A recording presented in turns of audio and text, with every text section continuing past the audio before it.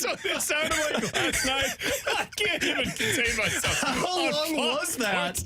Can you look up T-Bone for us? How long is the goal call from last night? St. Louis City SC, a huge win in round one of a non-MLS game. Leg one of the CONCACAF match. Champions Cup. Game. Get that right? Seriously, how long is it? So that last portion is 11 seconds. Okay. Okay, so I'm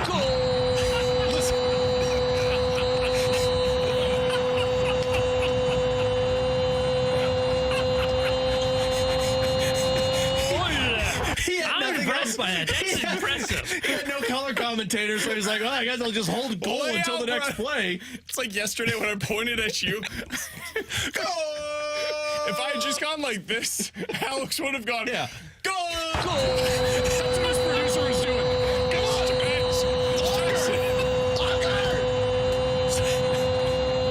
So no joke. Our bedtime routine with my oldest daughter is we watch an episode of Daniel Tiger or something before she goes to bed. So she's watching that while I've got my phone on the MLS match. And so I'm watching it, and I got the volume low, but I could still hear it. That happened, and about 3 seconds in, my daughter goes, Daddy, turn it off, watching TV. So she couldn't even handle the 11-second goal call. So that's what it sounded like. Again, that audio courtesy of Fox Sports 2. We'll get to the broadcast. Part 2. Yeah, he did it twice. So nice. You felt like you heard it twice. Oh. Hey, that's exactly what City needed. Because last year, let's be honest, guys, the ending of the season kind of left a sour taste in all of our mouth. Like, you didn't finish particularly well in the regular season, and you get to the playoffs, and it just ends so abruptly against Sporting. And so for you to come back and you got these good vibes, and I understand not technically an MLS game, but, you know, it's against an MLS team on an MLS field against an MLS goalie. Like, everything about that was basically MLS. I'm MLS sorry, soccer fans. He but it's not technically an MLS game. And so you get out there, great vibes. Crowd was amazing last night. And your team goes out there and performs pretty damn well, all things considered. They clearly were not at 100% just yet, but neither was Houston, and you find a way to get the win. And the way that you do it is by this homegrown kid, essentially, first-round pick, that signed earlier in the day, and in the 85th minute, he subs in, and he gets the game-winning goal in the 90th minute of the game.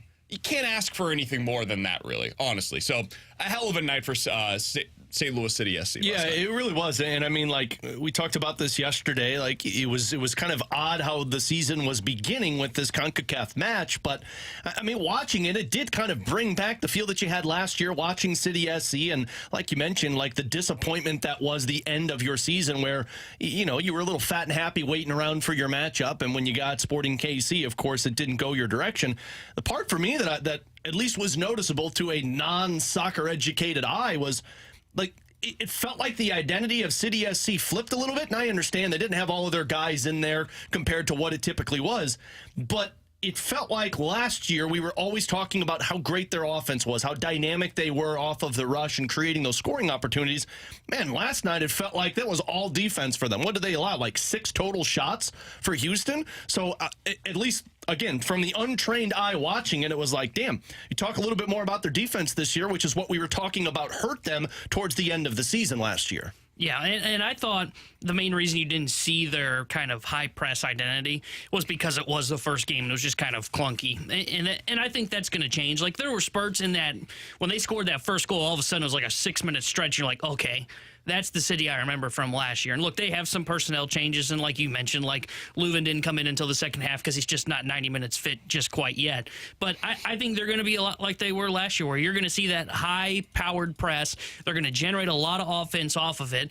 I don't think they're going to be a defensive identity team. In fact, I thought one of their center backs in Yara was bad last night. But I think they're going to be a lot like last year's team, where you're going to really fall in love with them because it's going to be high press. It's going to be energetic, fun soccer to be watching. It reminded me a lot of the team that we saw last year. Now, hopefully it doesn't end in the same results, but I was impressed by what we saw last night from City SC. Yeah, they spent all offseason basically focusing on what you're talking about, Alex. Now, are those guys going to work out? We'll see. Time will tell, right? We'll see what they look like in this system, especially as the season really gets going. But through one game, not too bad. Somebody on the text line, I knew this was going to come. Oh, good. I bet they love our soccer breakdown after they complained about us not having soccer breakdown yesterday. Guys, Hosei Kijima is not a homegrown player. He's a draft pick. Homegrown means they come up through the city academy. Idiot. Unbelievable. Unbelievable. Why don't you educate yourself, man? Why do we got to do this? I'm glad that 309's holding you accountable. Why don't you educate yourself? You deserve this. You put a Kramer picture out yesterday about how excited you were for the match. Get educated. Thank you, 309. Wait, hold on. Where is the 309? Honestly, I have no idea. Dude, Is that It's Virginia? Illinois. No, it's Illinois. It's Virginia. Well, we have some texts that come in from Virginia. Peoria, area. Illinois. Thank you, Peoria, Illinois. Shout out, Peoria. imagine sending that text. Imagine reacting to it. The text is right. But I'm sorry. St. Louis Lugans deserve better.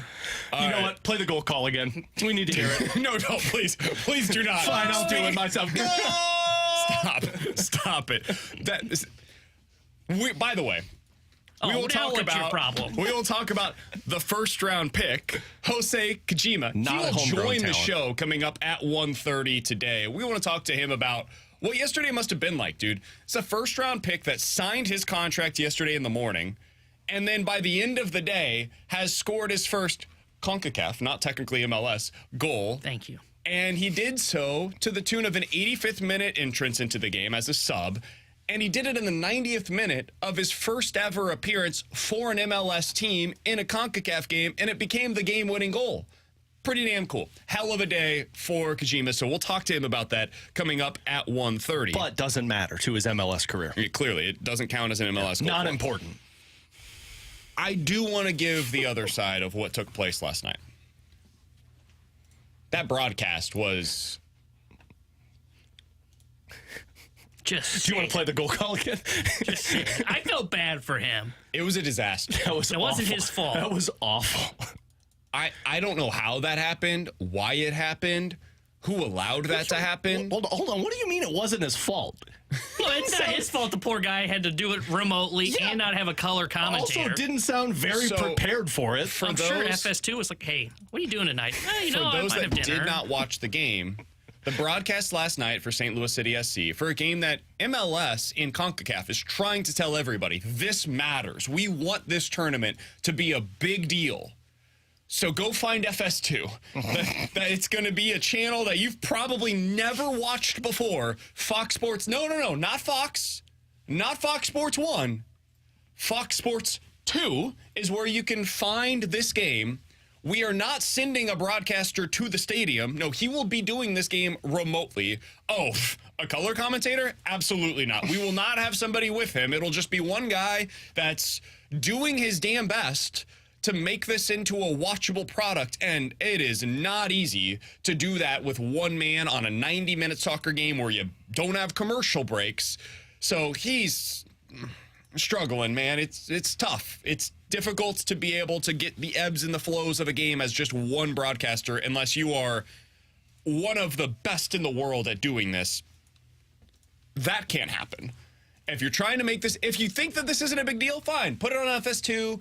Make it a game that's just basically treated as a preseason game. But if you as CONCACAF or MLS want this to matter, that can't be the way that you're going about this in the future. Can't happen. Yeah, that was a disaster. Because I wanted to find it before I kind of started bath time with my girls, and we texted the group and I said, hey, where is this at? Because I was checking the Apple app and T-Bone's like FS2.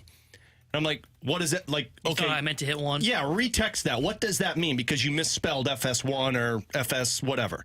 No, FS2 was where it was. Like, obviously, CONCACAF is a different entity than what MLS was, so you'd expect a little bit of a different product, but that's the part about it. If you're trying to make it be a big deal to where, hey, you're watching this start prior to the MLS season and these guys playing an in-season tournament, make it a little bit more accessible and make it a little bit more popular and promoting if you're going to sit there and try and force me to believe that this is meaningful. It was a fun match to watch, don't get me wrong. It was great to see City in action, But don't try and sell me that CONCACAF is this massive tournament that we should get excited about if you're putting it on FS2 and having a guy broadcasting it from a studio hundreds of miles away. Yeah, and I think to the point there as well is, one, it cannot be on FS2 if you're going to make it a big deal.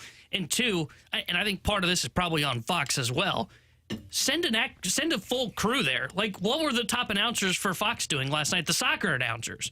Because they surely were not doing another game for Fox, because you know what I didn't see? Another soccer game going on Fox. Right. It was all basketball. So, like, their top crew should have been at that game. It should have been at the game that followed that as well, that was on FS2 for the other CONCACAF games. So I think it's a problem for, if CONCACAF's going to make it a big deal, you guys are 100% right. They've got to get a better network than FS2.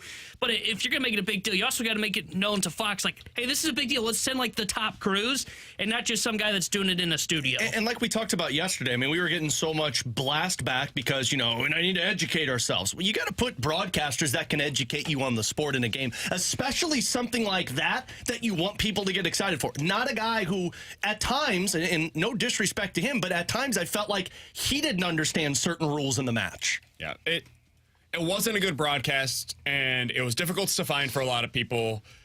And when they put it on FS2, that's telling you exactly how they feel about the game. Like, let's just be honest. Like, we watch this with college football every week, right? 2 weeks prior, they will send out how the SEC games are going to be distributed, the times and the channels in which they will appear on. If your game is the 2:30 CBS game, your game matters that week. That is the creme de la creme, right? If it's Mizzou versus Tennessee and they get on CBS, hot damn, we got the game of the week as the Missouri Tigers, right? That matters. If you're giving this match to FS2, it's telling fans we don't think this is as big of a deal as we're trying to tell you that it is, but we hope maybe someday it will become a big deal. If you're actually invested in it, put it on FS1. I'm not telling you got to put it on Big Fox. That's a big leap, right? Put it on FS1. Give it an opportunity to potentially grow. And like you said, bring some broadcasters. Can you bring some broadcasters that are actually going to be at the game? Maybe they talked to the players or the coaches beforehand. It gives you a little bit more of a glimpse into what this match is actually going to be. We didn't get any of that last night. Hopefully, on Saturday, we will get a little bit more of that as St. Louis City SC takes on Salt Lake. I hope we get more of this. Goal! I do not think so. He's Alex Ferrario. That's Tanner Hendrickson, and I'm Brandon Kiley. In 15 minutes, I'm going to give you the entire tease in the time that it takes in this stuff. NFL quick hitters, 314-399-9646 is the Air Comfort Service text line to get involved in the show. You can check us out on YouTube as well at youtube.com/101ESPNSTL. We've got the graveyard check going on over there. Again, Hosei Kijima is going to join the show coming up at 1:30. Excited to talk to the new St. Louis City SC midfielder. Not homegrown, was their first round pick though. Coming up next, not homegrown. The Blues officially are putting Bolduc into the lineup in their next game. Where will he be? Who's he playing with? We got an update on that earlier today. We'll tell you about it next here on 101 ESPN.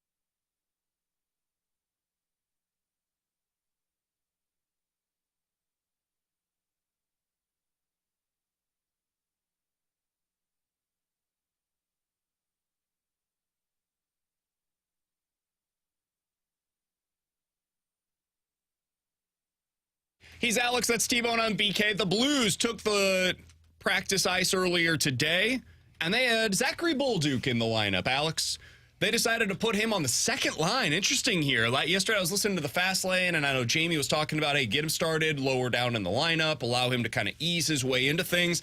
Doesn't appear to be the way that Drew Bannister is going to go about it. They have him on the second line with Jake Neighbors and Braden Shin. So your lines earlier today for Morning Rush.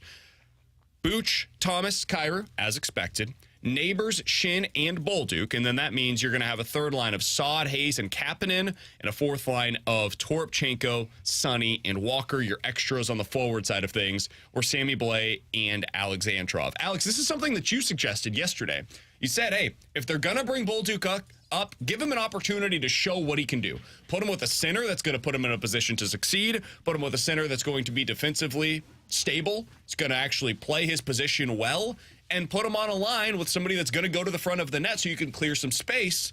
Let's see what Zachary Bolduc is able to provide you. What do you think of them putting him on the second line with Shin and Neighbors? I love it. I think this is the way it should be, because the whole purpose of you bringing up Zachary Bolduc is you need offense in your top six. You've played there with Kapanen, and it has not worked. You've played with everybody in your top nine, Blais, Toropchenko, Alexandrov, Sundqvist. You have not been getting the contributions that you need. So rather than play Kapanen there, why not put a goal scorer in that position? And to put Zachary Bolduc there, it does exactly what coaches want from their line combinations. It has a puck retriever, Jake Neighbors. It has your centerman, your playmaker, Braden Shen, and it has your goal scorer, the guy that shoots the puck, in Zachary Bolduc. And if you don't believe me, go back in November and December when Craig Berube had Jordan Kyrou playing with Braden Shen. The first couple of games did not work out. I think Jordan Kyrou in the first, 7 games of the season had 3 total points, and one of those was a goal. And then he played the next 20 games with Braden Shen and scored 14 total points, while Braden Shen picked up 15 points. You need a goal scorer on that line, and that's what Zachary Bolduc is. If you missed it yesterday, since January 1st, Bolduc, and I know it's the AHL, he scored 4 goals and 10 points in 18 games for the Springfield Thunderbirds. You're bringing him up here for a reason, and that's to score goals. So I'm glad that they're doing it this way. I would have liked to see them juggle up all 3 lines. I would have liked to see them give Jake Neighbors an opportunity with Pavel Buchnevich and Robert Thomas. I would have liked to see Bolduc with Shen and Saad, and I would have liked to see Kyrou move down with Hayes and Kapanen so you can try and distribute the offense. But this is what you want Bolduc for. You want him to create offense opportunities at 5-on-5. And I was speaking with a couple of people who have seen him in the minors earlier today and been around him for the Springfield Thunderbirds. And they said he's got an incredible shot that translates to the NHL, but he has put so much of an emphasis on his defensive game and his 200-foot game and takes pride in it. So I think they're rewarding a kid, and he should be in your top 6. Yeah, I like the fact that they're doing this because, let's be honest, the Hayes, Saad, Kapanen, Toropchenko, Sundqvist, Walker, that's 2 fourth lines right now. They're operating as if those are 2 fourth lines / third lines. And the problem I had with what Craig Berube would do when they'd bring up some kids like a Bolduc type or Jake Neighbors is he'd start them on the 4th line. Yeah. And he'd say, go earn your minutes. And I get that to a certain extent, but a player like Zachary Bolduc's never going to succeed on a 4th line. Let's just be honest. He's an offensive minded player. So I love the fact that you throw him in your top 6 right off the bat and you put him with, like you said, a defensive minded centerman and Braden Shen. You've got a guy with Jake Neighbors who's going to go park himself in front of the net. I love what Drew Bannister is doing with Bolduc in his first appearance here with the NHL club. This is what my frustration had been previously about the way that they handled Jake Neighbors. Early on this season, I understand it ended up working out. It is what it is. It's not a huge deal. But early on in the season, Jake Neighbors was very clearly one of your best 9 forwards. There was no way to argue otherwise. But his ice time was not representing that because he was playing on your 4th line. And I understand what the coaches would tell you, and I get it to a degree. You want them to earn it, right? You want them to get out there and show you that they are worthy of more ice time. But I thought Jake Neighbors had earned ice time pretty quickly this season. And there were other guys that were playing in your top 9 that I didn't feel like were deserving of that ice time. And so I thought pretty quickly it should have been earned by Neighbors to go up in the lineup. And it took longer than what I would have otherwise expected. This is something that I like to see, actually. Give him a real opportunity. Let him go out there and play with somebody that can get him the puck. Let's be honest, guys. Kevin Hayes is fine. There's nothing wrong with having Kevin Hayes as your 3rd line center. I don't think Kevin Hayes is the guy that you put a big-time goal scorer next to him and say, hey, go enjoy the great distributing that you're going to get, the rush opportunities that you're going to get by playing with Kevin Hayes. To your point, when Jakub Verana was here, who was he playing with? Kevin Hayes. And what did he do? Nothing. And it's not like there were other things that obviously happened with There's a lot of other things There's there. a reason why he's not here, and he's still down in the AHL while Bolduc is getting this opportunity. But I think Kevin Hayes is a de facto fourth-line centerman for you at this point in time. And we would say the same thing is true about Oscar Sundqvist, right? So you've got two guys that can really distribute the puck as centers on this team right now. It's Braden Shin and it's Robert Thomas. Putting him with Robert Thomas is a tall task right now because that line is going up against the best line every single night. They are getting a ton of opportunities, and you've got a lot of responsibility that's coming your way. Putting him up there, it's a tall task. I understand that. I personally would have liked to have seen them put Jake Neighbors up there for this because I don't know that I love the idea of Shin with two very young players. I know Neighbors has played a very responsible game, but it's just a lot. It's a lot of load for Braden Shin to have to carry.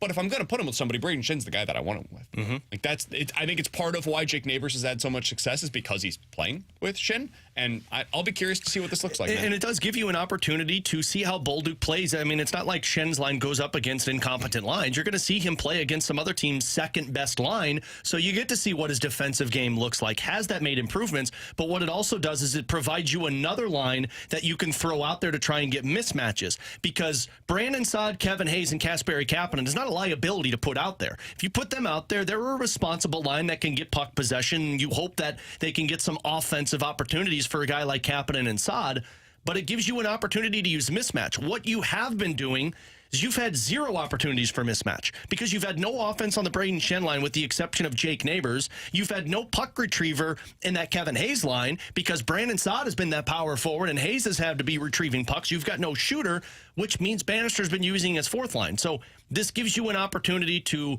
at least see what the kid has to offer. I don't expect any power play time for him. I expect probably 12, 13 minutes at 5-on-5 late in games. I could see them taking off Bolduc and putting Kapanen in there. But for the first two periods, let's see if his shot can be a difference maker for this Blues team. He's Alex Ferrario. That's Tanner Hendrickson. I'm Brandon Kiley. Alex, the one other change that they're doing to the lineup for the next game, it looks like potentially Perunovic is going to be back in. Now, he has not been activated from the IR. In fact, he was just placed on the IR yesterday, but he was skating with Scandella as the third pairing defenseman, according to Jeremy Rutherford earlier today. If that ends up being the way that they go about it in the next game, is this his last opportunity to really latch onto a spot in this lineup? I think so. I think if you're Scott Perunovic, this is your last chance to impress because Matthew Kessel is not coming out of this lineup. I can almost guarantee you that for the remainder of this season because they, along with a lot of scouts, have been impressed with how Kessel has played. So when Justin Falk comes back, which the reports are he was skating earlier today, even after he was placed on LTIR, when Falk comes back, there's one guy that comes out of the lineup. And it's Scott Perunovic. Now, your goal, if you're Scott Perunovic, is to force the Blues to sit a Marco Scandella when Justin Falk comes back, if you play well. And being a potential RFA or UFA after this season and having 3 straight years where you've been injured, this is an opportunity, I would say, with the next 8 to 10 game stretch to go out there and show both Doug Armstrong and Drew Bannister that you can provide something to this team. And if you don't, then I think they're going to move on. Blues off again tonight. Back in action tomorrow night against the New York Islanders. Pre-game coverage for that one begins right here on your home of the Blues tomorrow at 6 o'clock. Alex will have that for you. Puck drop tomorrow at 7. Coming up next, let's get into some NFL quick hitters, including, you know about the Jordan rules? How about the Patrick Mahomes rules according to one division rival? We'll talk about it next year on 101 ESPN.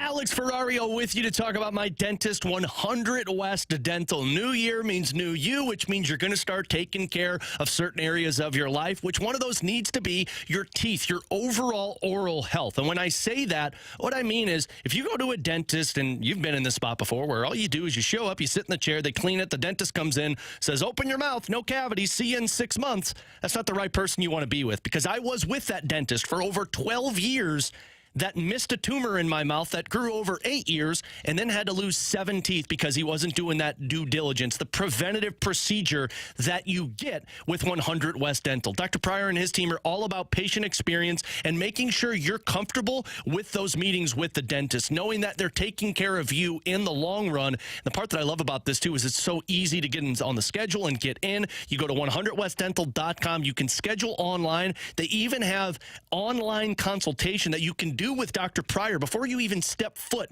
into the building. And they've got some great technology that you can check out, the Invisalign package, where it's a digital scanner that shows a simulation of what your mouth looks like when you go through the Invisalign process. So mention my name, Alex Ferrario, and you'll get $1,000 off of that package. And go check out why they are my dentist, 100westdental.com.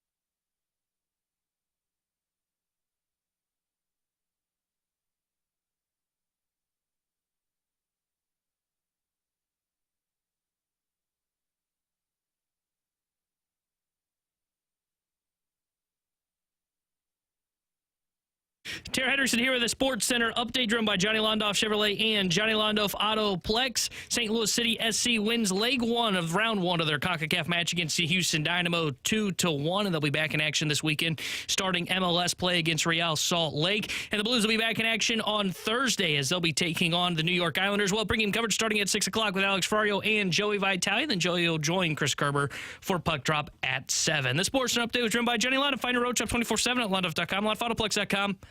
Are you kidding me?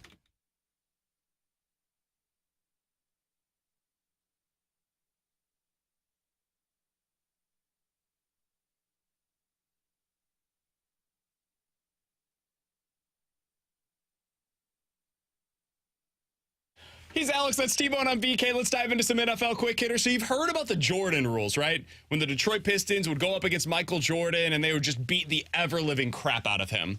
Well, Antonio Pierce, the head coach of the Las Vegas Raiders, went on a podcast recently, and when talking to Max Crosby, his defensive end, said, "We've got the Patrick Mahomes rules here in Las Vegas." What does that mean, BK? Quote, "You remember when Jordan went through the Pistons? All those guys in the 80s, before he became Michael Jordan, Air Jordan, the Pistons used to whip his you-know-what. Anytime he came into the hole, elbows, feeling love taps. They touched him. They were in his head, mentally, physically, emotionally, spiritually. I'm touching you." So I showed those guys Jordan getting his you-know-what whipped and told them that we're going to do the same thing to Patrick Mahomes. Alex, you like this mentality? Hell yeah! This is Dan Campbell 2.0. This is biting kneecaps, only he's targeting one player that a lot of people probably hate in the league. Good for Antonio Pierce. This is why I said that would be the best hire for the Raiders. He epitomizes what the Raiders are hoping to be and what the fan base of the Raiders is. Now, it used to be in Oakland, now in Vegas. Not so much if it's the same way. But those fans like that gritty, rugged style. You've got a Max Crosby who is a pain in the ass to play against. So if you're Antonio Pierce, that's the best thing you could have said in terms of PR to start your tenure as the head coach with the Raiders. Now, you got to back it up. Dan Campbell backed it up. They beat him this year. Well, what I mean is you got to back it up consistently. Like when Dan Campbell stepped in with the Detroit Lions, then biting kneecaps is great. If you would have gone 2 wins for 3 straight years, nobody would have bleeping cared and you'd be gone by now. It's like the Nick Sirianni thing, remember? You were talking about the garden that he had. What was it, the flowers or a beautiful flower that is budding the petals or whatever? And at the time, you were like, man, this guy might be an idiot. And then he went to the Super Bowl later on that season. Now we're kind of back to square one with Nick Sirianni, wondering, is he really going to be the future head coach of the Philadelphia thinking too much Eagles? of the flowers with the Eagles. When you make a statement like this, you're right, Alex. You better back it up. And this past season, he did. He and his team were one of the rare teams, and this happened on Christmas Day. They kicked the crap out of the Chiefs. They made them look terrible. Alex, their quarterback did not complete a pass. The Raiders quarterback did not complete a pass in the final 3 quarters of that game, and the Raiders won. That tells you everything you need to know about what they were able to do defensively against Patrick Mahomes. That was the day that, according to the Chiefs, everything changed for them because they basically said, that's not happening anymore. The Vegas Raiders put that mentality into the Kansas City Chiefs. So credit to them and credit to Antonio Pierce. I'm fascinated to see what this looks like now. Not the smartest thing to put out there that you're going to be taking extra blows at Patrick Mahomes when you know the officials already throw those flags when he gets blown on, let alone extra hits to him. That's the thing is, like, in the 10, 15 years ago, man, you could really punish a quarterback. Yeah, Ray Lewis style. Nowadays, I don't know, you can do this big hoopla that he's doing now, Pierce, but I just don't know how well he's going to actually be able to implement this with the way that they protect quarterbacks now. 10 years ago, yeah, you could go out, you could get the 2 stabs, you could drill the quarterback. Now, you land on him wrong and there's a flag. So yeah, you put all your body weight on him. Yeah, I love what he's saying. I really do. But I just don't know if you can do all the loving, touching, hitting, feeling the quarterback like he's hoping to do. All right, do whatever you want, man. Next thing is we go through some NFL quick hitters. There was a piece earlier today on ESPN.com by a couple of their insiders about what the future holds for Justin Fields. Let's start here. Do you guys agree that the consensus is at this point that Justin Fields will be traded and the Bears will select Caleb Williams at number 1? Yeah, he unfollowed him on Instagram. I don't agree with the decision, but I agree that's going to happen. I think so too, and I think it's the right move. As much as I still like Justin Fields, when you have an opportunity to take a guy that people that have watched more of Caleb Williams than we have, and I've watched a decent amount of him, but not as much as some of these NFL draft nicks that are out there, they view him as one of the best quarterback prospects that we've seen in the last decade. You probably can't give that up to continue to go down your merry little way with Justin Fields. So they put together, okay, what does it look like if you traded Justin Fields? The potential offers that they yielded in this piece, Alex, were from the Pittsburgh Steelers, 2nd and a 4th round pick, the Atlanta Falcons, a 2nd round pick, in the Las Vegas Raiders, a 3rd round pick in Hunter Renfrow. Oh, you can't give up Hunter Renfrow. I think they're going to cut Hunter Renfrow. Come on, man. This offseason. No wonder why he's in the offer. Take him. Do you think those are the 3 most likely landing spots for Justin Fields? The Raiders, the Falcons, and the Steelers? Yeah, because I think those are the 3 teams that absolutely are desperate for quarterbacks. I just don't think the Steelers really get that much better because I think they're still missing a lot on their team other than just a quarterback. But I still think they need a quarterback. So one of those 3, I would say Atlanta and Vegas are the 2 teams that should be doing everything possible to get Justin Fields. Do you think he makes either of them a playoff team? I think he makes both a playoff team, or at least a playoff bubble team, I should say. I think the only one that he can make a playoff team of those 3 would be Atlanta, and that's just because they're in the NFC and the NFC South for that matter. I think those are the 3 teams because I think those are the 3 teams that are so desperately in need of quarterback, and there are 2 quarterbacks that are going to be majorly available this offseason. It's Fields via trade and Kirk Cousins via free agency. So I'm fascinated to see because that's 2 guys, 3 teams that we mentioned, and the Vikings could be thrown in this conversation if they lose Kirk Cousins. But, yeah, I think those are the teams. I would say Atlanta makes the most sense for him. He's got weapons. You can come in there, run that offense. And, again, I think he can legitimately make them a playoff team. I don't know if they're a Super Bowl contender by any means, but they can get in the playoffs, and, hell, they'd probably be the favorite in the NFC South. I kind of love the idea of him with Las Vegas Raiders. Especially with Antonio Pierce now. I kind of like it. See, I don't think it would work. I think this Antonio Pierce conversation, it's fun right now. We saw the excitement. It feels like it is going to flop majorly. It very well might. But that defense has some players. And you've got Devontae Adams there. He's a heck of a player. Josh Jacobs, we'll see what happens with him contractually. He's a hell of a player as well. I kind of like the idea of a grinded out running game with the opportunity to throw it to Devontae Adams 10, 15 times a game, the way that they did last year in Chicago with DJ Moore. Just have that guy be a little better version of himself with Devontae Adams. Also, Justin Fields, for all of his faults, has a heck of a cannon of an arm. You could get Devontae Adams going deep, have some opportunities there. I kind of like the idea of him with the Las Vegas Raiders. The more I think about it, the more I open up to it. I still think Pittsburgh, though, to me, is the spot. I don't think it makes them immediately a playoff team necessarily. I think it gives them a pretty good opportunity to do so, though. He fits in with the ethos of that town, of who they want to be. They want to be a run-first, run-oriented football team. I could see him performing pretty well there in Pittsburgh. So for me, that would be, if I could name my spot, they're the one. All right, final thing here, guys. NFL Quick Hitters here on 101 ESPN. There was a piece yesterday on Get Up. They said, would you rather see Chris Jones or Mike Evans on the Chiefs in 2024? I promise you I'm not doing this just because I'm a Chiefs guy. It was one of their big questions of the day for the NFL this offseason. 2 of the biggest stars going into free agency. Chris Jones, the outgoing defensive tackle for the Chiefs. Mike Evans, the wide receiver for the Tampa Bay Buccaneers. If you could only have one next year, Alex, who would you rather have in Kansas City? Chris Jones.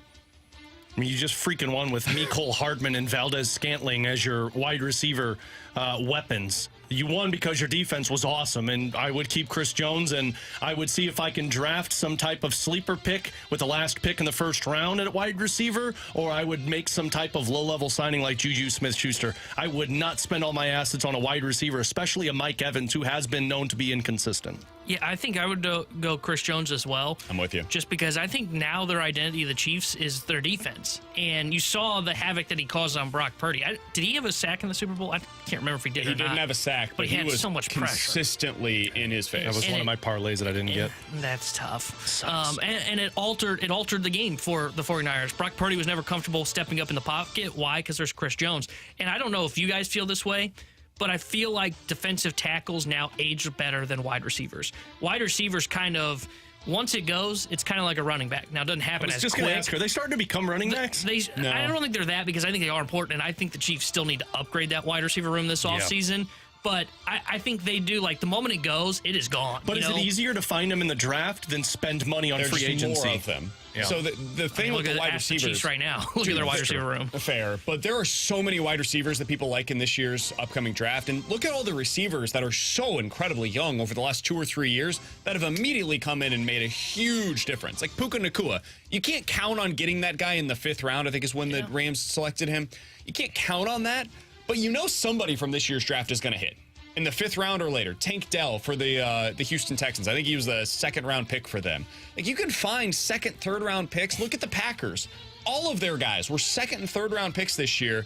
And with Jordan Love at quarterback, they made it work. So if I'm the Chiefs, I'm not going the Mike Evans route. Instead, I would go see what the price is going to be on Curtis Samuel. Go see what the price is going to be on Tyler Boyd. Go see what the price is for Josh Reynolds. And then go draft a guy in the 2nd round. Someone just texted in and said, Alex, Mike Evans is a Hall of Famer. You don't want a Hall of Famer? I think Mike Evans is probably a Hall of Famer. Really? Yeah. To be fair, Football Hall of Fame. I mean, everybody gets in at some point, but like, I don't know if I would consider him I don't even know if I'd consider him a top 10 wide receiver right now in the league. So that's the thing that's weird. Did you know he's never had a season in which he did not reach 1,000 yards? He's never reached 1,000 yards? No, the opposite. Every single season he's been in the Hall of NFL. Famer. I stated that really poorly. Every season he's been in the NFL, he's reached at least 1,000 yards. What's more impressive about that is he's done that with the amount of quarterbacks he's had to go through. Exactly. He is the Frank Gore of wide receivers in this era. Not a Hall of Famer. I don't know that I agree with it. I'm totally with you, Alex, but for a decade, I think he's a Hall of really good. every single season he's been somewhere between 1,000 yards and 1,500 yards. And why? There is value in that, even if I think that it's probably not the value of being a Hall of And Famer. if you believe he's a Hall of Famer, fine, that's your opinion. I would much rather have the Hall of Famer that is Chris Jones than the Hall of Famer that is Mike Evans, because that team just won with a non-Hall of Famer and Mecole Hardman and Valdez Scantling. This guy might think so. All right, coming up next, 314-399-9646 is the Air Comfort Service text line for questions and answers here on 101 ESPN.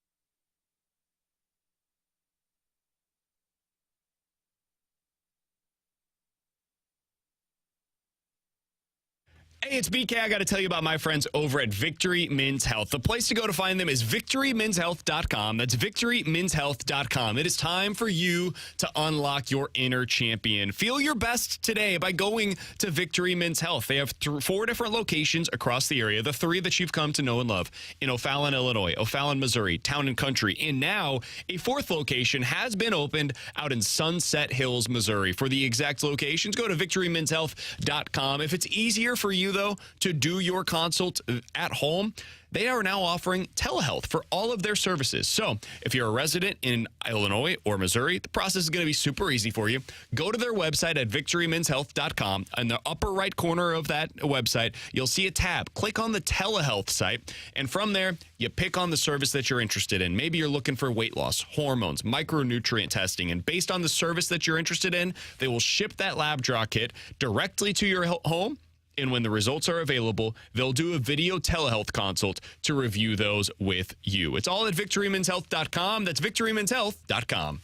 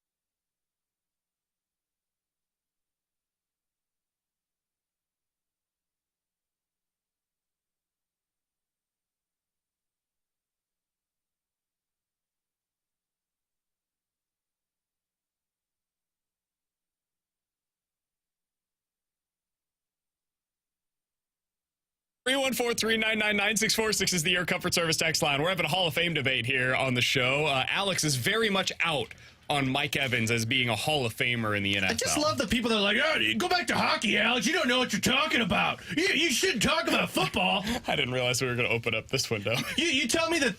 Does this sound consistent to you? When I'm going to pay this guy a lot of money, 12 touchdowns, 3 touchdowns, 12 touchdowns, 5 touchdowns, 8 touchdowns, 8 touchdowns, 13, 14, 6. I hate to say this, and you're not going to like this, but I won't go as far as to say you should stick to hockey. That's like saying, look at this guy's wins as a pitcher. Because I think it's the yards that matter most for the wide receiver. I would go touchdowns. Because the touchdowns can be altered by the fact that he had Jameis Turnover Winston as his quarterback for I don't even know how many years of his career. And then now he did have Brady. With 12 and 13 and 14 with Baker Mayfield and Jameis Winston. Yeah, but he had Brady in one of those years, right? What year was Brady? Wasn't Brady 2019? So, if he has Tom Brady, he's going to have a bunch of touchdowns. Like, he had I would 8 look at touchdowns yards. with Tom Brady. Yeah, but again, he had, Rob Gronkowski. He had 14 with Jameis Winston. Yeah, turnover, slinging a machine. I like for a wide receiver. Would you consider Travis Kelce to be consistent, Alex? Yeah. Here are his touchdowns. 5, 5, 4, 8, 10, 5, 11, 9, 12, 5. But I feel like tight end's a little bit different conversation than wide receiver, right? He's a receiver. Fine, but you also spent a lot of those seasons with Tyreek Hill. I just think touchdowns as a metric to look at, it is so inconsistent across the league. There's so much variance in that. I look at yards as my determining factor for consistency. Now, if you want to talk about whether or not he's a Hall of Famer, though, I think it's a more than fair debate. Like, how many receivers from this era are we going to put in? Because there's a lot of them that we will, by the time they're done, look at the numbers and say, well, how could you not put him in? Because DeAndre Hopkins, do we agree he's probably a Hall of Famer? Yeah. Julio Jones? Probably. Yeah. Devontae Adams? Yeah. Antonio Brown? Yeah. I know, but you're technically not supposed to take into account the off-field stuff. To me, he's a Hall of Famer. He's a Hall of Famer. I don't think he'll get in because of the off-field stuff. Tyreek Hill? Yeah. Yeah. AJ Green? Yeah. Yeah. Who else would get in? Now we're getting into some of the younger guys that you'll have to discuss as well, which is the guys that have come in the last 3 to 5 years. Justin Jefferson, Jamar Chase. There's going to be a lot of dudes that we look at the end of their career because this is the golden age. Cooper Kupp, we'll see what happens with him and whether or not he's able to continue with the health side of things. But this is the golden era of throwing the football, which means that there's a lot more passes to catch, which means the receivers are going to put up crazy yardage. Is Mike Evans really a top 5 wide receiver from this era? My answer would be no. And if you're not a top 5 receiver from your era, can you be considered a Hall of Famer? I think they will put him in because of the yardage. I personally have not and would not view him as a Hall of Famer. But I think the Super Bowl got him in, and I think the fact that he has put up so many yards in so many different years will eventually be the thing that gets him in. All right, 314-399-9646 is the Air Comfort Service X line for questions and answers. From the 314, guys, what do you think are the chances that Stephon Diggs would be traded this offseason? And if he is, do you think the Cowboys could be a landing spot for him? I think they would be the most likely landing spot. I don't know what their money situation looks like.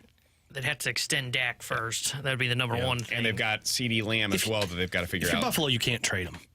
Because if you're winning, who's your wide receiver that you're winning with? I don't know ball, though, so I shouldn't talk about this. Stop.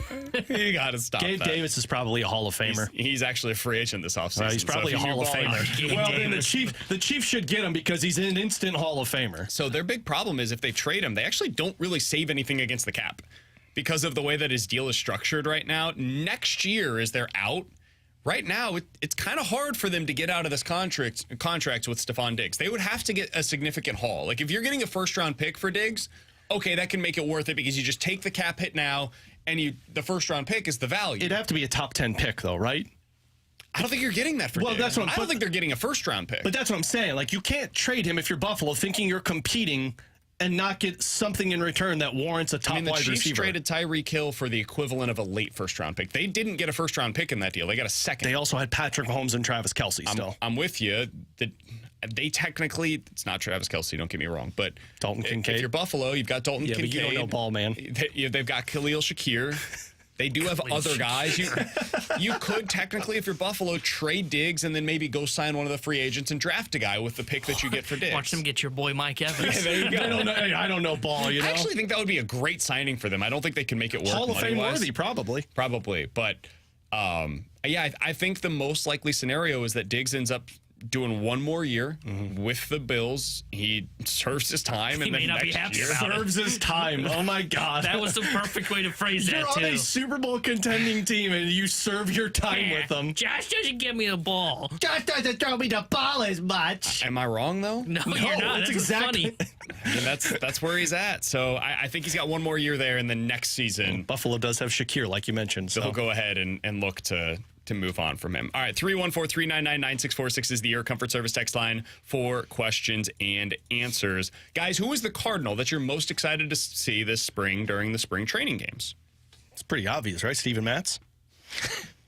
Katie Wu did a piece on this earlier today. It's actually a good piece, and there's a lot of guys that gave their answers on this from the team. Like the players said which other player they're most excited to see during spring training action. Dylan Carlson's answer, no joke, was Steven Matz. And it made so much sense. Like everything about that was like chef's kiss. Nice. If I had to, I mean, there's a couple of guys like Mason Wynn, obviously. I'm very interested to see Ivan Herrera get a little bit of an extended stretch. Like, is this going to be a sincere split this season to where we see close to 80 games for Ivan Herrera, or is he just a glorified backup for the team? So I'm very interested to see how his defense and offense kind of translate for a consistent stretch of Major League time. Yeah, I mean, Wynn's the number one guy, of course, because you're going to see him in spring, and they've been kind of putting quote-unquote pressure on him that he's got to perform, which seems ridiculous. I think Victor Scott's going to be fun to watch because I think if Edmund had to start the year on IL and Scott had a great, and I mean great, spring training, I think there's a shot he could make the team out of the bulk or out of spring training to opening day. It's like a 5% chance, but I think it's there. So I'd say Victor Scott's probably the guy I'm most excited to see. Mason Wynn for me. You guys, it's not a surprise, but the speed, the athleticism, the defense, everything about it, that's the guy for me. And I was listening to a podcast yesterday. We're going to talk about this coming up in the next segment with Derek Gould, and he brought up a fair point. When was the last time that the Cardinals went into spring training handing a starting spot to a rookie? It doesn't happen very often. There have been times where they go in and it's kind of like the fake competition where they're like, oh, he's got to earn it. And you're like, yeah, no, he doesn't. But they very rarely go into spring and just say, yeah, that guy's our starting X, Y, or Z. Did they do that with Paul? Was Paul DeYoung considered a rookie after that first season? I guess he played I don't think 108. he technically had eligibility. He was at that point. 108 games, Yeah, so he wasn't a so he rookie wasn't after that. Because he's the first one that because he was in the Rookie of the Year running. 314-399-9646 is the Air Comfort Service text line. I honestly am trying to think to Is it myself Pujols? who the last guy No, was. 'cause I don't he think had you to- have to go back that far. And he didn't get handed the Yeah, job. He had to earn it. He hit the crap out of the baseball, and TLR was like, you know what? But they told him he's And the staying on the players- major league level. Yeah, but, Yeah, but that I'm was talking after. about going into spring training. Oh, There is yeah. no doubt about it. That guy has a secured starting spot Did on our Long roster. get that? I don't think No, Long because did, Matheny right? was there when he was a rookie. Yeah, and it wasn't Walker because Walker had to earn it last year. And it wasn't Carlson because Carlson had to earn it. Even though we all kind of knew he was going to be a starting outfielder for you, What was had to earn it that Randall year. Grichuk had to earn it too, I guess, right? I feel like he did. And those guys weren't as Common big theme, of a it's prospect. outfielders. That's the other thing on this is the Cardinals haven't had very many big-time prospects Yeah. like this, where they were top 25 prospects that kind of finished the season with the team because you're typically not ending the season the way that they did last year, so you don't get that little cup of coffee. And then next season you come in and it's like, all right, That's wild. from day one, you're handed this spot. So that's my guy that I'm most excited to see in spring. How do you respond to that? It's a historic franchise going into a historically important season, and you're 21 years old, handed the keys to arguably the most valuable position on the team. What could go wrong? we go. Yachty didn't even get it handed to him either because back up to Matheny. Yeah. It's been a long time since we've seen something like this. All right, coming up next, speaking of that podcast, it's the best podcast in baseball with Derek Gould over on the St. Louis Post-Dispatch website. Earlier today, I was listening to it, and he had Mike Claiborne on. And Alex, he said something interesting about Nolan Arenado and how he fits into everything that the Cardinals are building. Want to talk about what that means for Arenado and what that means for Jordan Walker. Coming up next here on 101 ESPN.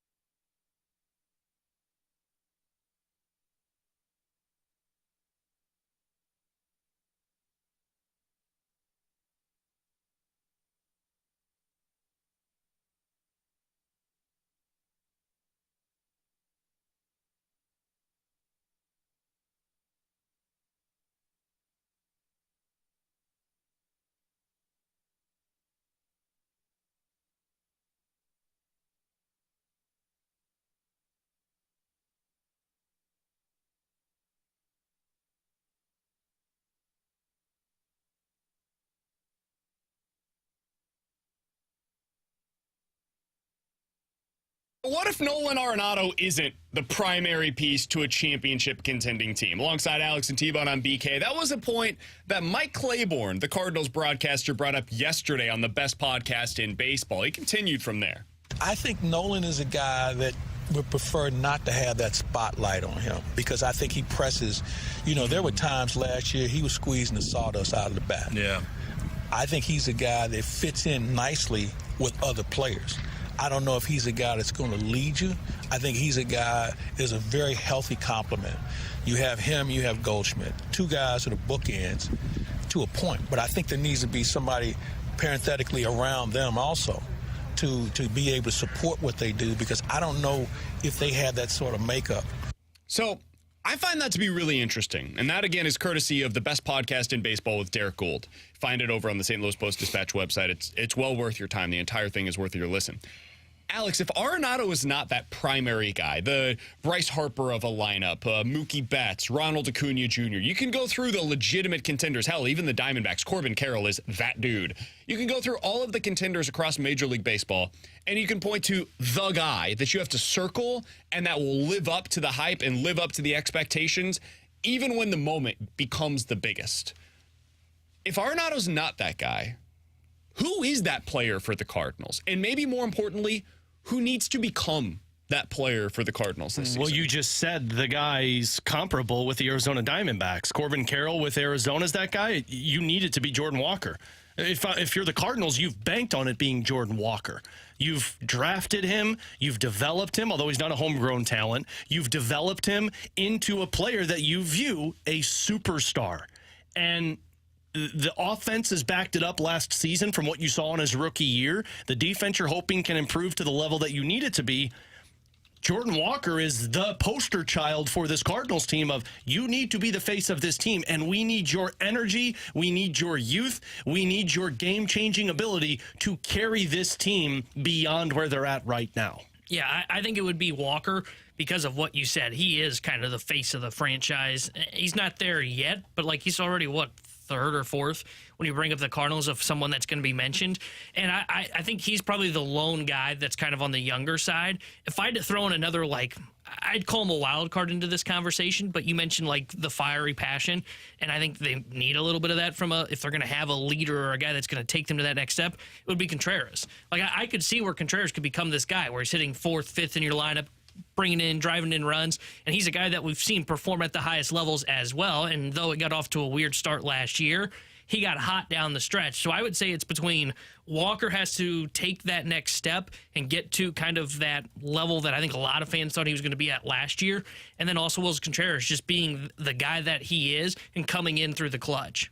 I like the Contreras one. I think Contreras was signed for that purpose, to be that kind of vocal and performance leader for the team. And obviously last season turned into a soap opera where he couldn't be that guy. So hopefully this is the season that he can flourish. 314-399-9646 is the Air Comfort Service text line from the 618. Guys, what is this conversation? Nolan Arenado had 30 homers and 100 RBIs and a Gold Glove for each of the last 10 seasons. True. But there have been moments where it does appear the pressure gets to Nolan Arenado. And if you look at his playoff numbers, listen, I'm somebody that will tell you this is way too small of a sample size. Don't go off of this. I still think Nolan Arenado could absolutely be a playoff performer. However, so far in his career, he has participated in postseason games in 4 different seasons. And in those 4 seasons, he has 35 plate appearances. He's 5 hits. See that though, and I know you don't believe in that, but to me that tells me he doesn't have that leadership quality that Claves is talking about to get his team into a playoff, to get more opportunities. Yeah, I think some of that is just he played for the Rockies, and it's as simple as that. I mean, 2 of the 3 years in which he's been here, he's been to the postseason. Last year, obviously, everything went to hell, but the two of the 3 seasons he was here, he went to the postseason.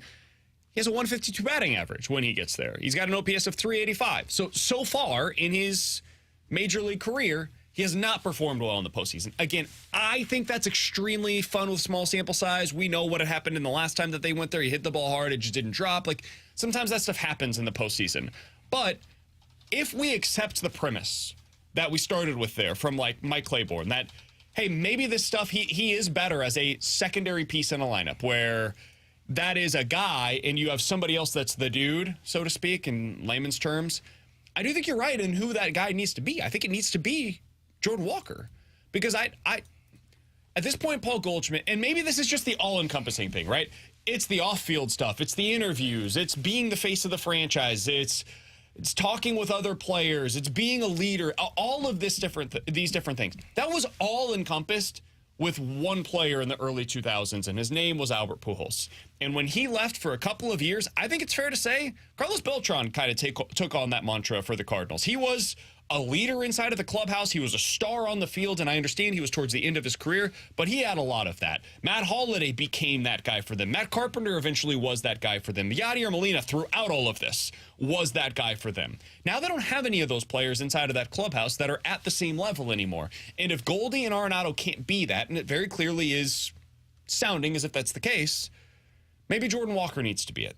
Maybe it needs to be Brendan Donovan. Maybe they don't have that guy in the locker room, and they got to find who that player is, and he's not inside of this clubhouse right now, and he's eventually going to be here via trade or free agency. But whatever it is, they need somebody to step up in that role.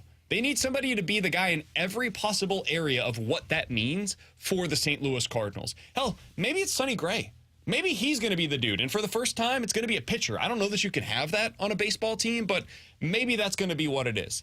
But if you accept the premise of what Mike Claiborne is saying, and Claibs is pretty damn tied in, plugged in with this team, I think the guy that is most likely to take on all of that is probably going to be Jordan Walker. I think if it's not Jordan Walker, you put your team in a bad spot in terms of projecting forward. Like, you got to have somebody that projects to be that face of the team that can carry you. And if it's not Jordan Walker, I don't know if you have anybody internally that can match the talent expected for that player. And I think it's almost a bad thing that if you have to rely on Jordan Walker early on in his career. Because I saw today, we talked, I don't know if we brought it up on air yesterday or not, Rafael Devers came out and was pretty critical of the Red Sox front office. Rafael Devers said yesterday, not necessarily all that experience. He's got a decent resume in the big leagues, but like, you're relying on a second-year guy to all of a sudden step in and say, Jordan Walker, you have to become the leader. That almost feels like you're putting him in a tough spot. And that's why, like, I hate the whole leadership conversation, but if that's the case, you almost need more of a veteran presence to take that. And that's why, like, I kind of throw Contreras' name into this. I actually think Goldie can end up being this guy. It wouldn't be a vocal leader, but I think he can be that guy for the St. Louis Cardinals. I think you're asking way too much for Jordan Walker to, in year 2 to say, go be that guy. I think that's correct, and I think that signifies that you're more than 1 year away from being the team that you want to be. Because if Jordan Walker's going to be that guy, that's probably not in 2024. Like that probably doesn't take place until like 2026. And this is the conversation we always used to have. I remember BT, I can't remember what the exact year was. It might have been 2026. BT said on the Fast Lane, this was like a year or so ago, where he's like, hey, the year that you should be circling, it was either 2025 or 2026. That's when the Cardinals are going to be at their best. And the reason why was because that's when Goldie comes off the books. That's when you're going to have some money to spend. It's when Jordan Walker should become the full version of himself. Nolan Gorman, Alec Burleson and Brendan Donovan and Lars Nootbaar, like all of these guys will be fully developed. Mason Wynn, fully developed into whatever he's going to be. The pitching should be fully arrived at that point in time. And now you've got the fully formed version of what you think the Cardinals are going to be. But at the time, I was like, dude, it's 2022. What do you mean we got to wait 4 years to be able to see that version of the Cardinals? He might end up being right. It might be a situation where you just had to be patient. Coming up next, Chris Kerber, the voice of the Blues here on 101 ESPN.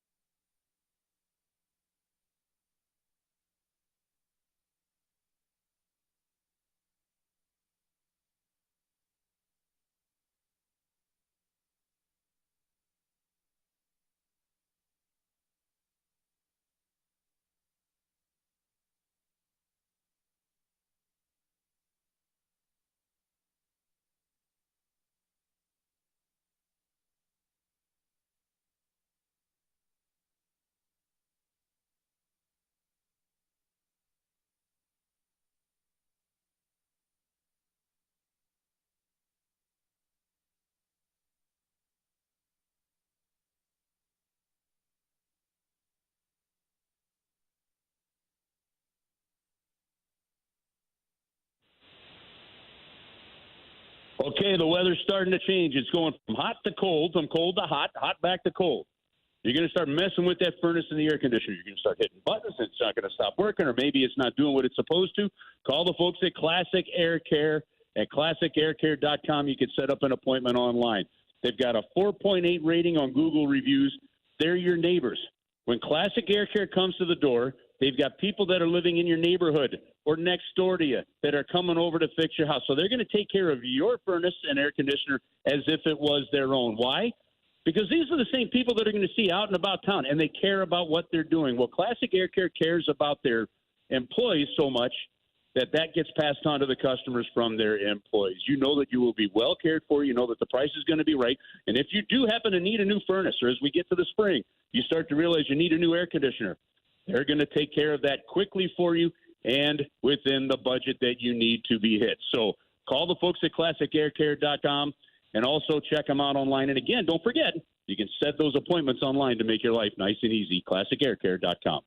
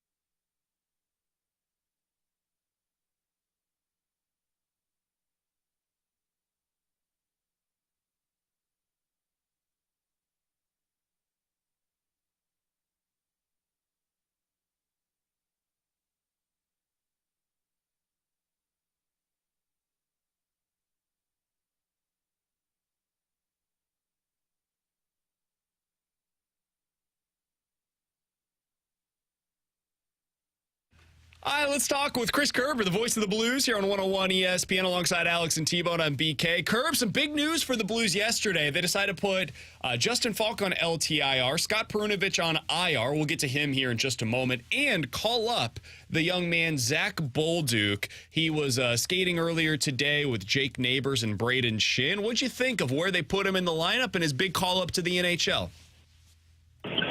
Well, that was my first question coming into today was going to be, where do you enter him into the lineup? Because for whatever reason, like in the National Hockey League, and it's been this way for decades, you get a player that you expect to add some higher-end skill to your lineup, and you bring him up to the NHL, and you say, well, you got to earn your way up the lineup, and you start him on the fourth line.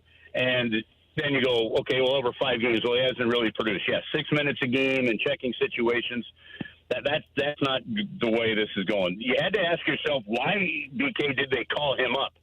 You've got some guys struggling offensively. You've got some guys in some long point droughts, some long goal droughts.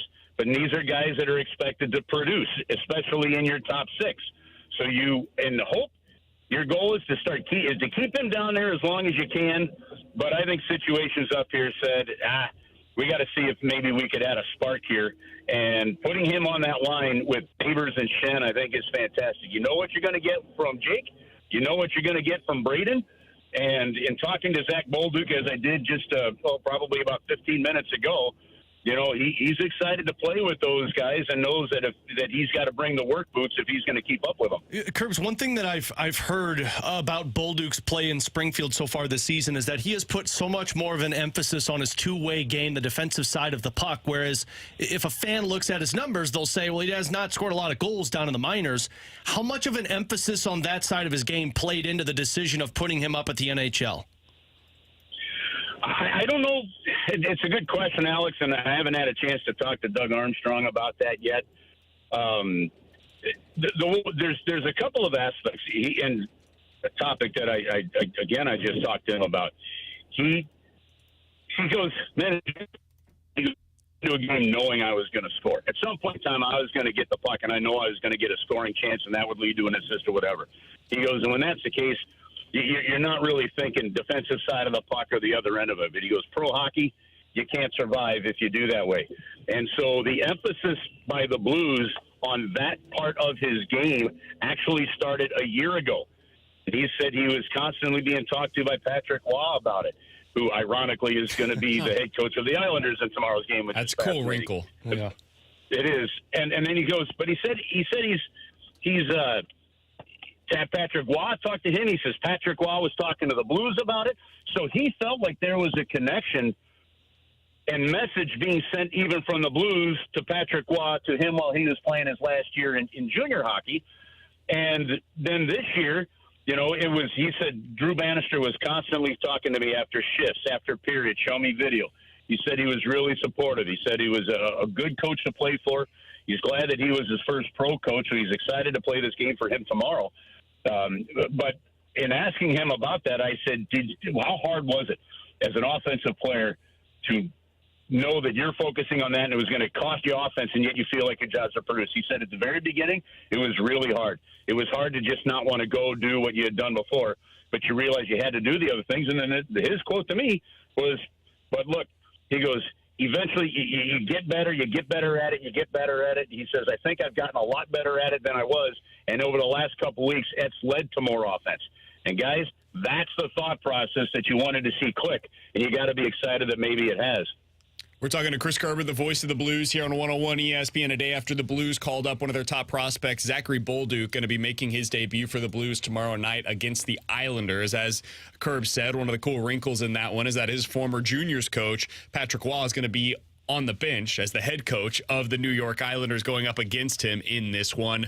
Kerbs, what do you think this opportunity means for Bolduc? Like, what is at stake for him, and what is at stake for the Blues with his performance over these next 5, 10, 15, however many games?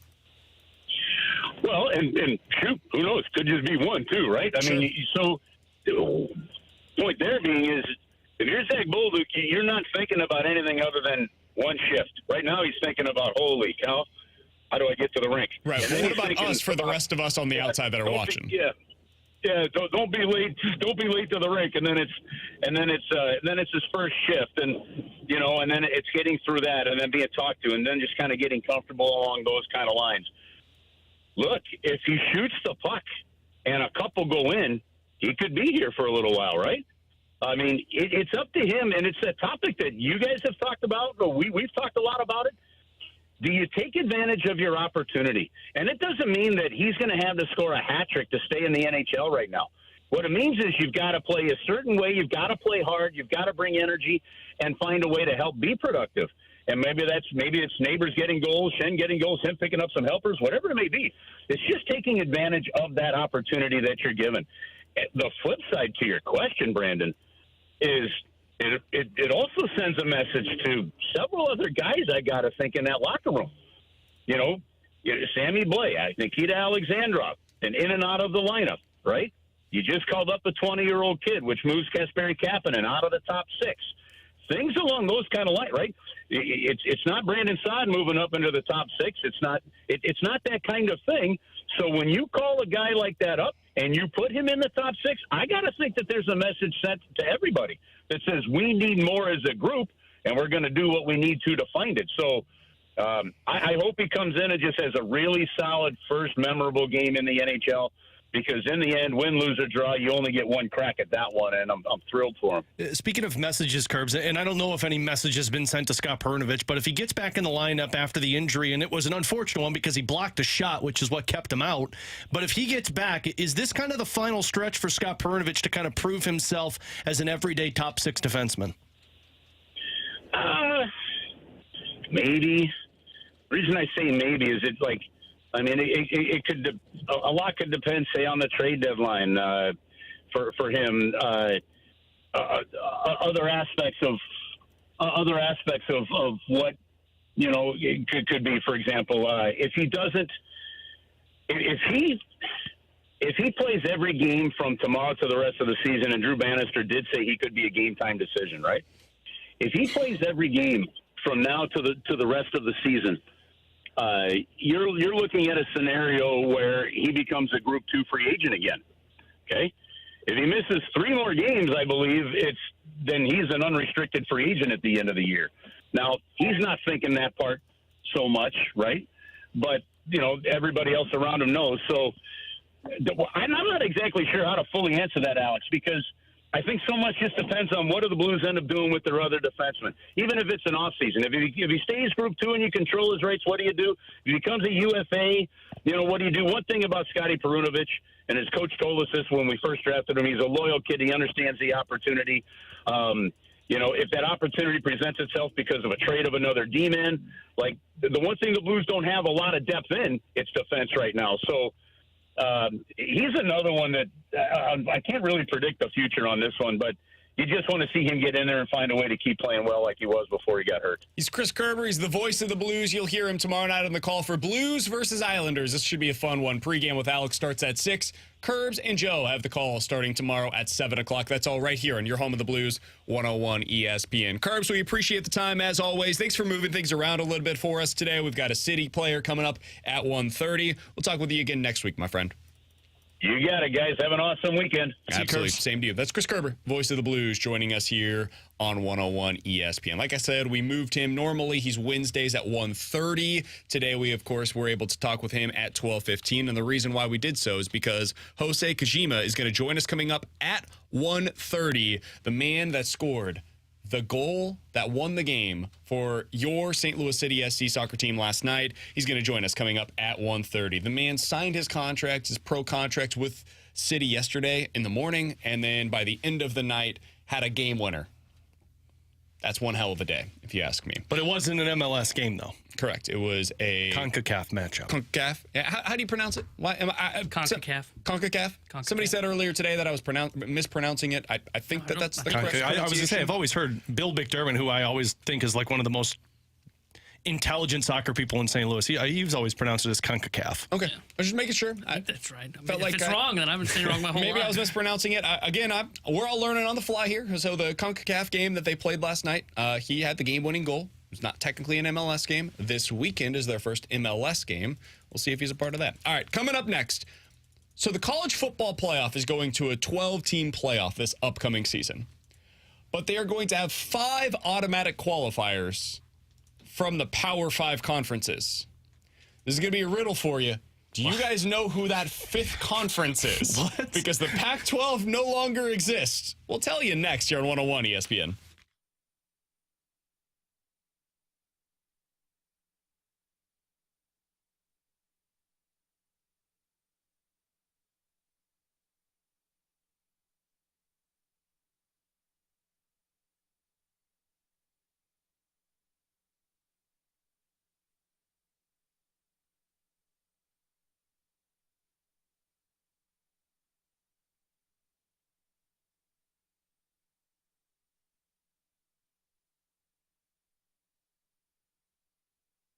Alex Ferrario back with you. The tradition is officially back, a tradition that's been in St. Louis since 1929. Ted Drew's famous frozen custard is now open off of Chippewa. It's 95th season. 4 generations of families have been serving the St. Louis famous frozen custard. Look, this is a family-owned and operated business. They founded on the motto that our business is service, and you get that feeling when you walk up to Ted Drew's. It's always a welcoming environment. You got everybody around enjoying the nice weather, sitting in the back seat of their car, building family traditions, and enjoying that famous frozen custard, which, by the way, I don't know if you know this, you can buy it in quarts and bring it home with you. What better than in the middle of the evening be like, man, I want some Ted Drew's famous frozen custard. You go to the freezer, and there it is for you. But while you're out there, check out whatever flavor you want. In honor of City starting up their regular season, you get the City Red flavor. It's vanilla custard blended with maraschino cherries, coconut flakes, and Dad's Scotch oatmeal cookies. And while while you're out there, walk across the parking lot, check out their gift shop. You got a unique variety of apparel, kids and adults, hats, T-shirts, drinkware, Ted Drew's gift cards. Go spend your time out there with the family this spring and summer season. Ted Drew's famous frozen custard. It really is good, guys and gals.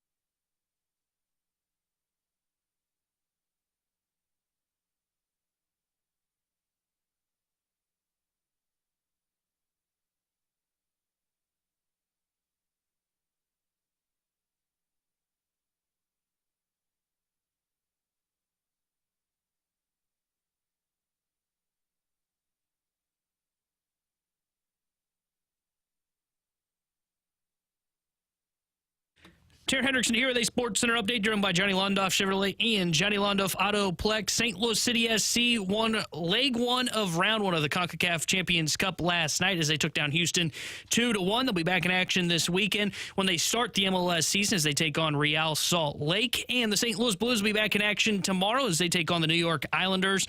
And we will have pregame coverage starting at 6 o'clock with Alex Ferrario and Joey Vitale. Then Joey joins Chris Kerber for Puck Drop at 7. This Sports Update was driven by Johnny Londoff. Find your road shop 24/7 at Londoff.com, LondoffAutoplex.com. Are you kidding me?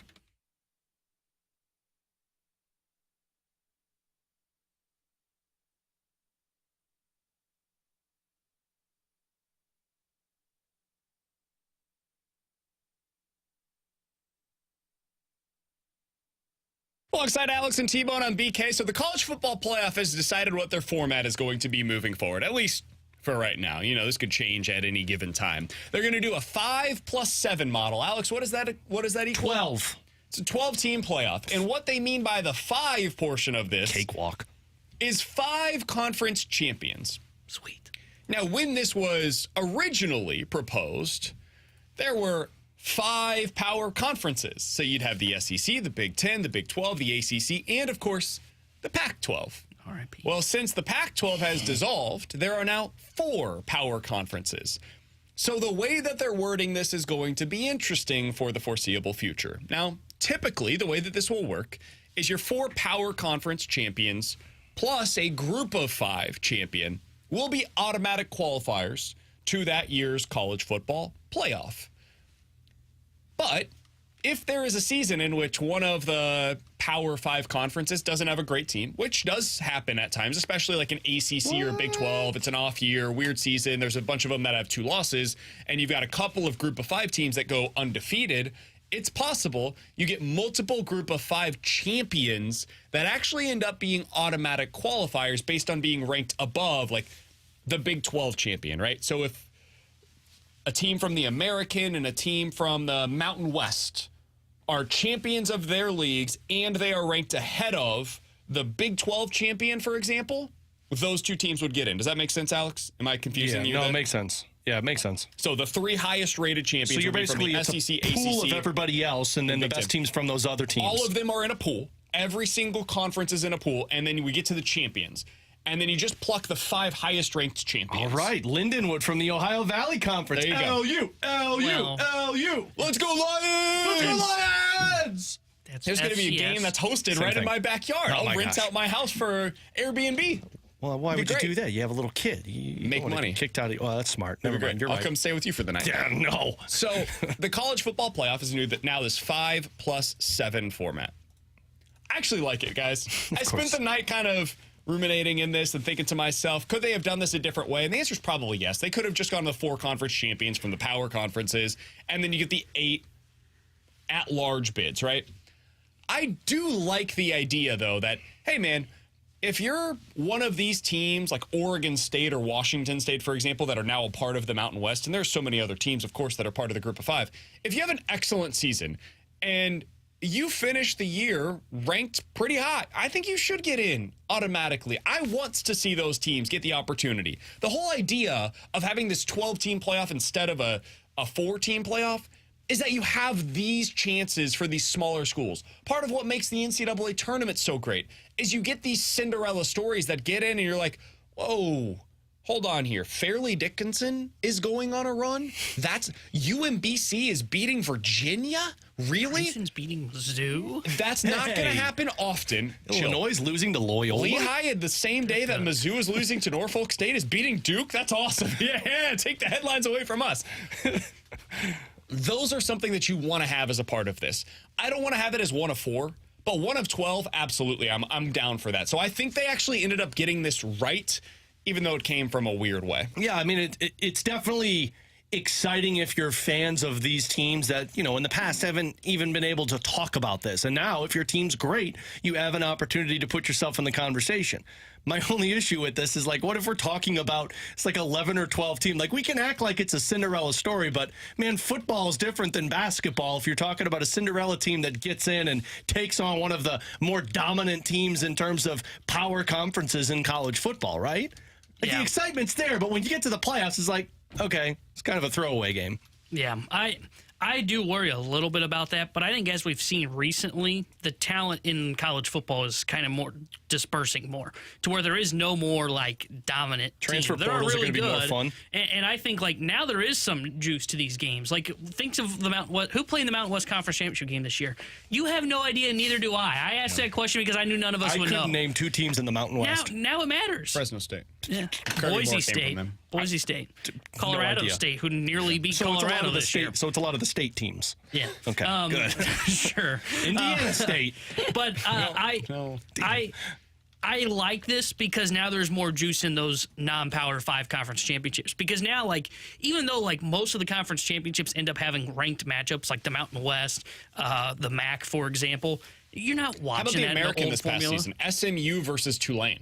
That was a huge game potentially. If Tulane almost beat Ole Miss this year. Yeah, and if it had these kind of stakes on the line, it would have mattered a lot when those two teams met head-to-head. So that's the kind of thing that suddenly takes on more importance. Now, that is what's getting a lot of the headlines today. It shouldn't be, guys. That's not actually what's interesting to me about the new college football playoff format. What I find to be interesting is what it means in terms of where these teams are slotted. Did you see how they're going to rank these teams? So it's not actually done by the rankings. It's not that you just automatically get into the playoff. Because why would you rank it by the rankings? If you are a champion of those, the top 4 champions will be ranked 1 through 4 in this new playoff format. So they get the bye. Ugh. They are then just basically put into the actual playoff. They're not hosting a game. Like, the first round is going to be offsite. It'll be at your school. If you're hosting for 5 through 8, I guess it would be. They're going to avoid that round. The champions get to go on. You know who this really screws? Notre Dame. Notre Dame is not technically a part of a conference. And so Notre Dame, when this all comes to be, will not be eligible for a top 4 spot in the college football playoff. The best they can do in any given year until they join a conference, according to these rules, is they will be the 5th seed. So they could go 12-0 next year. I hope they go win undefeated. every single game in which they play, and they will be a 5 seed hosting in the first round of the playoff, hosting the 12 seed, because they did not lock up, or actually the 6th seed, they did not lock up one of the top 4 seeds by virtue of not having played in a conference championship game. You argue so that I find to be really interesting. They could be the number 1 ranked team in the country and would be 6th in the initial college football playoff. All right, Couldn't you argue that's like a slight benefit for them, though? No. Because like Zero benefit whatsoever. You get to host a college football playoff game, but But then beyond that, it doesn't matter. Revenue-wise, sure, that's great, Yeah. but you don't get the advantage of having the bye. It's like playing in the wild card round in Major League Baseball. Like, could you Cardinals get a love that. Yeah, sure. Could you get how you an make money. advantageous draw? Sure, you could. Is it better than getting the bye? No, absolutely not. Because any football game is like a 60-40 proposition one way or the other, especially when you get to that point of the season where you're playing against the best of the best, man. Like, I'll have to take a look at who the 12th ranked team in the country was. wasn't it Mizzou? Yeah, basically. So, yeah, last year they could have had to play a team like the University of They got a good Missouri draw. in the first round of the playoff. Would've That's not an lost. easy draw for anybody. No. Or Ole Miss, for example. Like, those are not an easy matchup for a Notre Dame in the first round of the playoff. Yeah, and I think what this all leads to, and I'm not even sure if they meant to do this, but it's going to lead to, I think Notre Dame's going to be in the Big Ten. Like, we've all talked about it. You're going to get 2 power conferences. It's going to be the Big Ten and the SEC. Who knows what happens to the ACC and the Big 12 in the future? Like, I don't even think those conferences have much oomph to them anymore. But I think it's going to lead to Notre Dame being in the Big Ten in like 3 years. And they were rumored to be talking with the Big Ten or the ACC, one or the other, recently. So I think what Notre Dame's going to do, yeah, they're getting screwed now. This is the last straw. They need to go join a conference. They've got to get in the Big Ten. Yeah, they've It's time. got to join the Big Ten, and I think that's what they're going to ultimately do. I think jump this is into going to be the Big Ten. last straw as well for a lot of teams in the ACC that jump over to the Big Ten as well. Because once Notre Dame does it, they're not going to have just one team that joins the Big Ten. Somebody else will be coming with them. My guess is it'll probably Clemson. be like a team like Florida State, Clemson, maybe. Florida State. This will be the next thing that spurs whatever the next version of conference realignment is these rules that were taking place. Because Notre Dame's going to look at these and be like, all right, fine.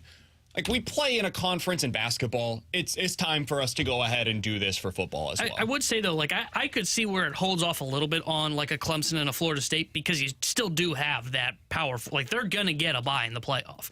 And Clemson should mop through that ACC. Like, it may hold them off a little bit to where it's not immediately, oh, there goes Notre Dame. Oh, here comes Clemson. It may be a while before they decide to jump.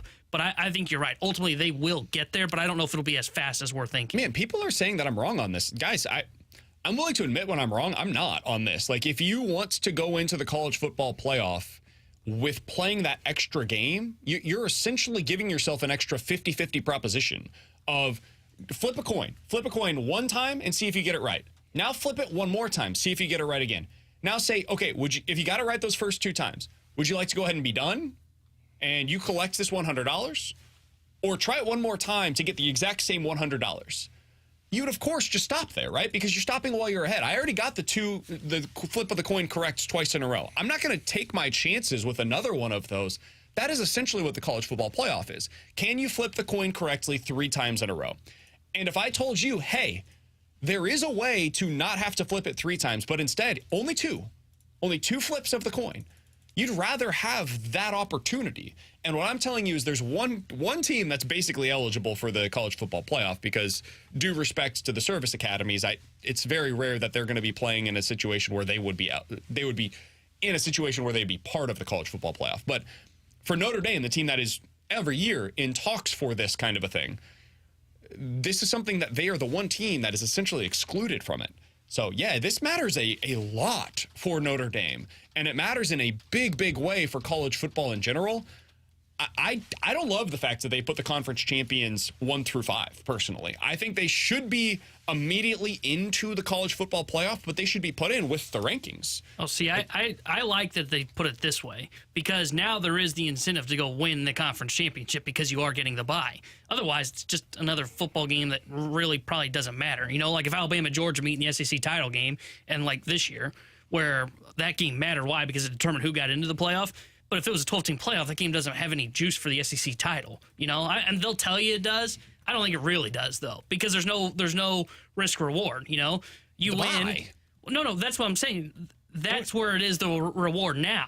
Yeah. Yeah, but if the risk reward would be if you win the game, you're one of the top 4. Yeah, and that's what. But I'm saying without the conference champions being like, if I'm Georgia and I'm going up against Alabama, we're both undefeated, right?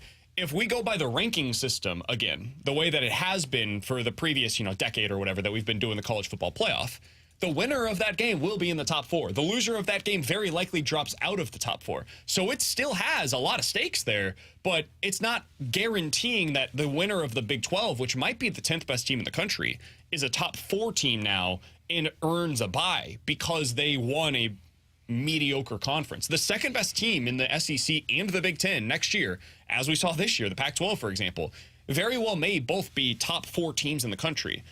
I don't think that you should suddenly then be taken back into the 6 through 12 region of what we're talking about with the college football playoff, but that's going to be what it is. You might be a top 4 team, top 5 team, but because you didn't win your conference next year, you will be relegated to playing in the first round of the college football playoff. I kind of feel like that's beneficial. Yeah, I think it adds to the SEC title game, because if you win, you get the bye, to your point, and if you lose, you have to play round 1. Yeah. It adds to the SEC title game. I think it's the same. I actually don't think it changes the SEC title game at all. It potentially adds to the Big 12 title game, and it adds to the ACC title game. Teams that otherwise wouldn't be in play for the top 4. So if you care about that more than the teams that are actually better getting those bye weeks, it does add some juice to those conference championship games, I suppose. But I just want the best teams getting by. So I guess it depends on what you're looking for there. Coming up in about 15 minutes, Alex has a tinfoil theory. I'm excited for this one, Alex, on what Zach Bolduc getting up to the NHL level right now means for the Blues in the long term. Coming up next, though, we're diving into the junk drawer with some interesting comments earlier today by JJ Redick here on 101 ESPN.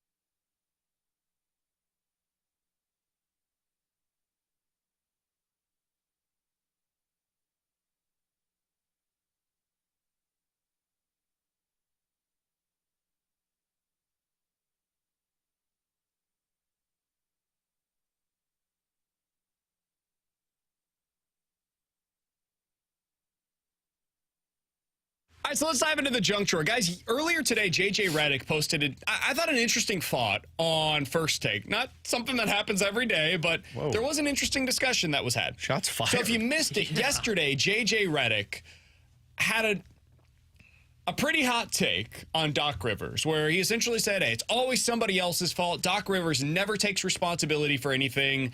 And it got a ton of play. Remember when Doc Rivers was like the most desirable coach in the NBA, the Boston Celtics? Yeah. Everyone was like, I want him.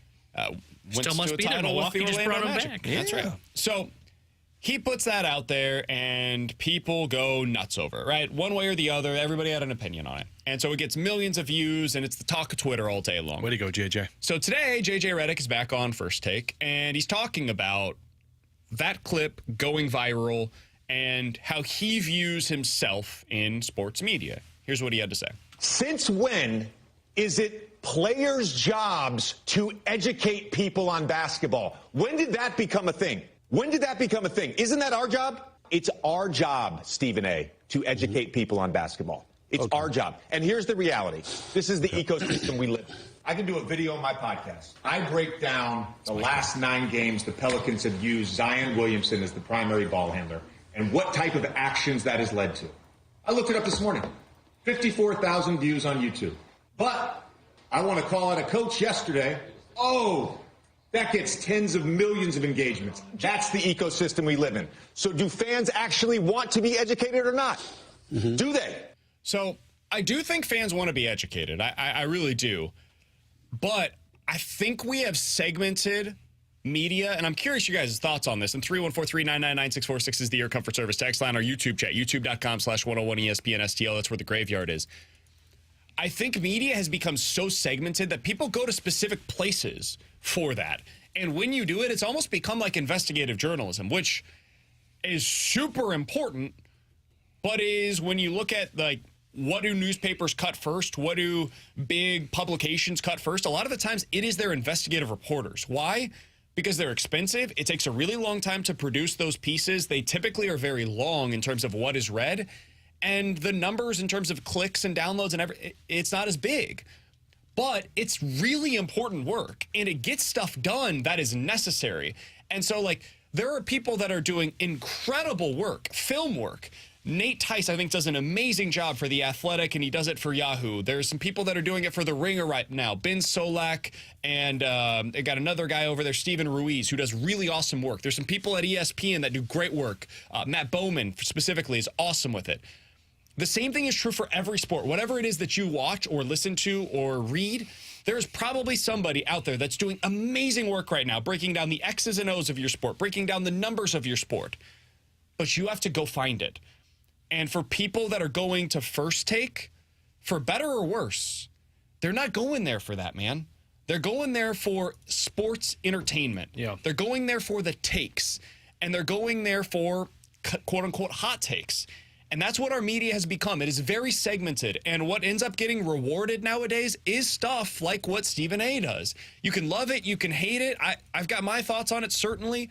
But that's where we have arrived with sports media in general. So I do find it interesting, and I think there's a real conversation to be had. I'm not sure J.J. Redick came to the correct, in my opinion, conclusion. Where do you fall on this stuff, Alex? I think there's a segment of people that are out there that still want to be educated on certain elements of sports, but I think you nailed it. I think a lot of this is entertainment purposes. People want to be entertained for the short sample size that they have when they're on their phones or when they're clicking on something, when they're listening to us. They want to be entertained because it's a getaway from where they're at. But I also think we're starting to see more of a segmented population in terms of media coverage that want to be entertained, but they want you to say what they want to say. Like there's a lot of I want to argue with somebody, and I don't know why that is, but it's a lot of I want to be entertained, but if you're not going to say what I believe is true, then I want to argue about it. And some of that is entertainment for people. Some of that is an opportunity to just go back and forth and like you're sitting at a bar talking with people, specifically in sports. But I just don't believe that when it comes to media coverage, whether it's on the television or the radio side, I don't believe people really have that desire to be educated about the sport as much as they used to. I think if it is education, it's edutainment, if you will. That's a good way of putting it. I think Jamie's pretty good about this. Alex, I think you do this a lot as well. I think some of the best in the business at this, I think Ryan Clark is amazing at this on television, is he'll get up on the board, he'll show you something and you're learning about the sport, but he does it in a way that is so interactive and so like entertaining and energetic that it doesn't feel like you're going through a math class, right? It doesn't feel like you're going through physics. Hey, you're educated every day in your life with work, with family, with everything. You just want to get away from it. Yeah. And you might not know it. Like, that when you're giving your kid vegetables, right? Sometimes they don't want the vegetables, so you hide it in other stuff. Can't blame them. And that's essentially what it's become is, here, I'm going to give you all this stuff, these takes, right? But in it, I'm going to kind of hide the fact that I'm actually trying to educate. Now, it might not end up working. You might hate it. You might reject it, whatever. But it's going to be kind of in there. And one of the things that I like to do with our show, I don't know if we do a good job of it or not, but one of the things that I like to do is, hey, we're going to have takes on this show. That's part of what drives the conversation. It will be driven by information. And that is something that I do think... Analytics? Analytics? That's not what I said. That's not right.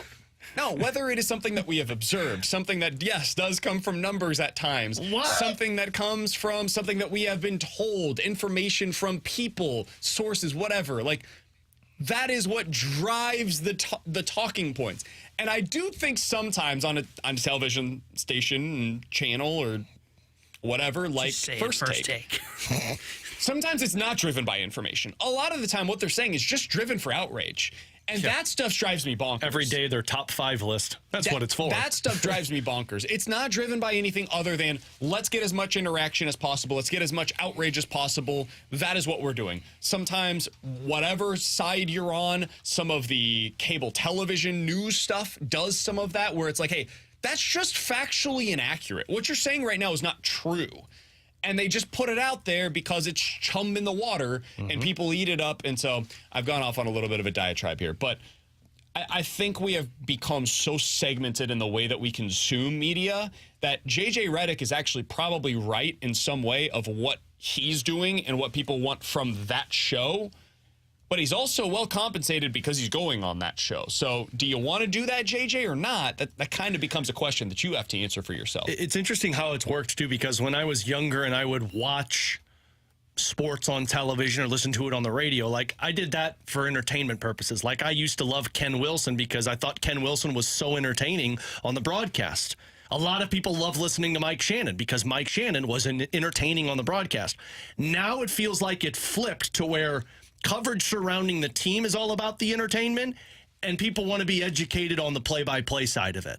Does it? Am I off on that? That's what I. Because that's when I watch when you football, mention JJ, for example, I think the spot for him to educate is when he's on games exactly. as an analyst. When I watch football, I go like I love being educated. It's why I like listening to the Manning Cast so much because I feel like I learn. Whereas when it comes to football, I like to be entertained with the conversation that's surrounding it. It's interesting because, like, when I think about my favorite football people, I try to learn from them. Like, Ryan Clark's one of my favorites.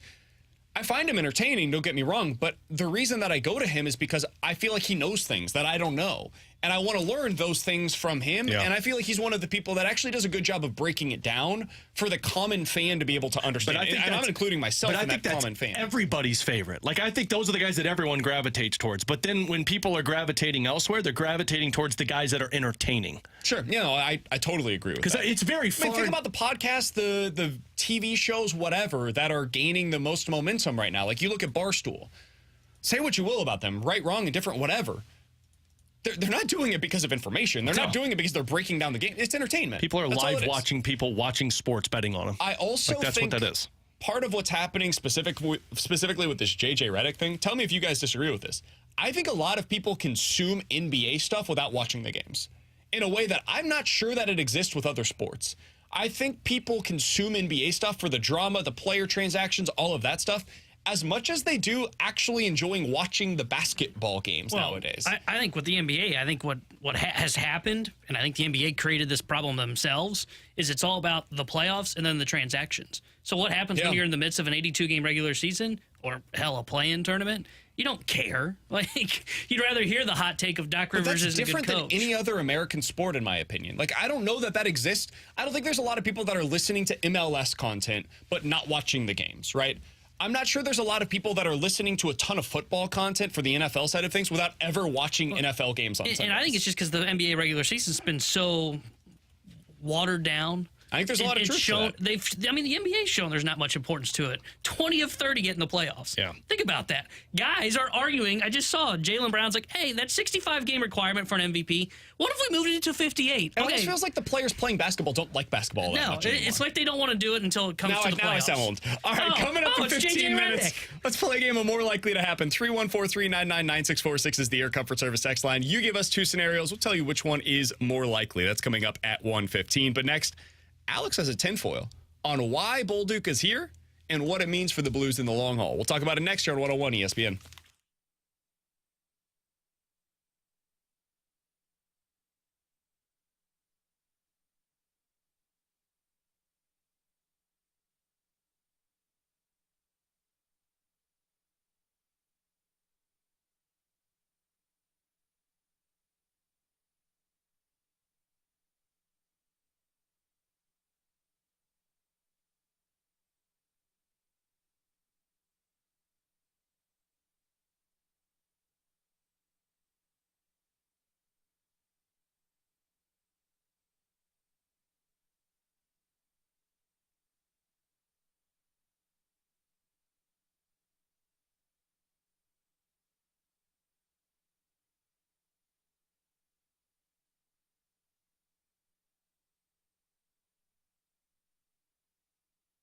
Alex Ferrario back with you with my friend and insurance agent, Tracy Bibb. And when it comes to your insurance coverage, you want to make sure you have somebody that's always looking out for you. And Tracy, what I love about you and your team is you are always making sure that the prices are at the area that the people need, and you're making sure that they're saving money on their insurance coverage. Yeah, that's really important to us. And right now is a great time to look at getting a quote from us. If you haven't gotten a quote, if you have gotten a quote, it's a great time to relook at that quote. We are doing, I am doing the Fairy Tale Challenge. So right now, if you call us and get a quote, I will donate to be the match for that quote. We have just until the end of this week to do it, and then I'm running a whole lot of miles for that. So please give us a call. Let's see what we can do about your insurance. Tracy is out there running to help out the community on top of saving you money. So give her a call today. Ask for the free non-committal quote. Tell her Alex Ferrario sent you. 314-328-4260. It's no fib. You're always in great hands with the Bib. Tracy, thank you so much. Thanks so much. Go Blues.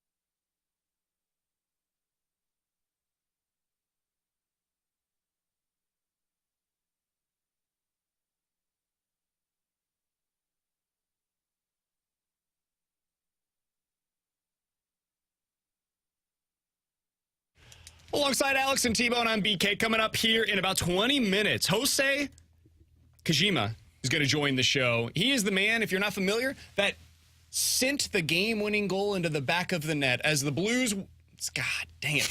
As You St. Louis almost got City it. SC You're so proud of wins yourself last in front night of in the CONCACAF game that they played, not an MLS game, CONCACAF game. They have their first MLS game coming up this weekend. Former first-round pick Not a by St. homegrown Louis talent. City SC. He ends up signing his contract yesterday at the beginning of the day, and by the end of the day, has his first game-winning goal in his pro career. So we'll talk to him coming up at 1:30. Tell all your friends he will join us coming up at 1:30. But, Alex, we got to get to a tinfoil Ferrario. We haven't done one of these in a hot minute. No. Yesterday it was announced by the Blues that they're going to have Zachary Bolduc coming up to the NHL roster. And now he's going to be playing with Braden Shin and Jake Neighbors on the second line. And that means that it is time for a tinfoil Ferrario. Do we have this open still? Like, can you go into the cupboard and find it? There's cobwebs Dust over that thing there. off. Get the bats out of there. Here we go. Okay. The new world order. 5G cell phone towers taking over the world. Microchips in your bloodstream. And Earth is actually flat. Ferrario, don't forget the tinfoil hat. Josh Ennis believes in 4 of them. I haven't heard that in a while, and woof, am I right, ladies and gentlemen? I kid, I think. No, he doesn't. He might. No, he doesn't. All right, so here's my tinfoil with this. I was thinking of this last night. While BK's contemplating the Power 5 conferences, I'm thinking about stuff that really matters. You call up Zachary Bolduc, and we got a ton of texts yesterday that were saying, are the Blues showcasing him for the trade deadline? And I said, you're not doing that in 2 weeks for a prospect. If anything, you'd keep him in the minors. What I wonder if they're doing, are they trying to figure out if Zachary Bolduc can provide what they already have in Jordan Kyrou? Explain that. We've talked about this a lot this season, and specifically, you've come to the realization, BK, that like they're concerned a little bit about it. The Toronto Maple Leafs, the Nashville Predators game, he continued to drop in lines. Zachary Bolduc was drafted because he was a what? Goal-scoring forward. Jordan Kyrou, you want to be that goal-scoring forward. Now, look, I understand the premise of scoring in the minors, considering scoring in junior hockey compared to the NHL are very different entities. But if you've grown frustrated and you paid the money to a Jordan Kyrou and you say you're supposed to be our top-line winger, he has not provided that for you yet. You bring up a Zachary Bolduc to see if he can provide you 5-on-5 offense and give you more of what Jordan Kyrou has not this season. You've got Jimmy Snuggerud coming by the end of this season. And you have a decision to make with Pavel Buchnevich. We've talked a lot about it, to where I don't know if you have 3 guys that are worth $8 million as top-line players. If you get to that point, and let's just go down the hypothetical path together. Again, tinfoil, no reporting here.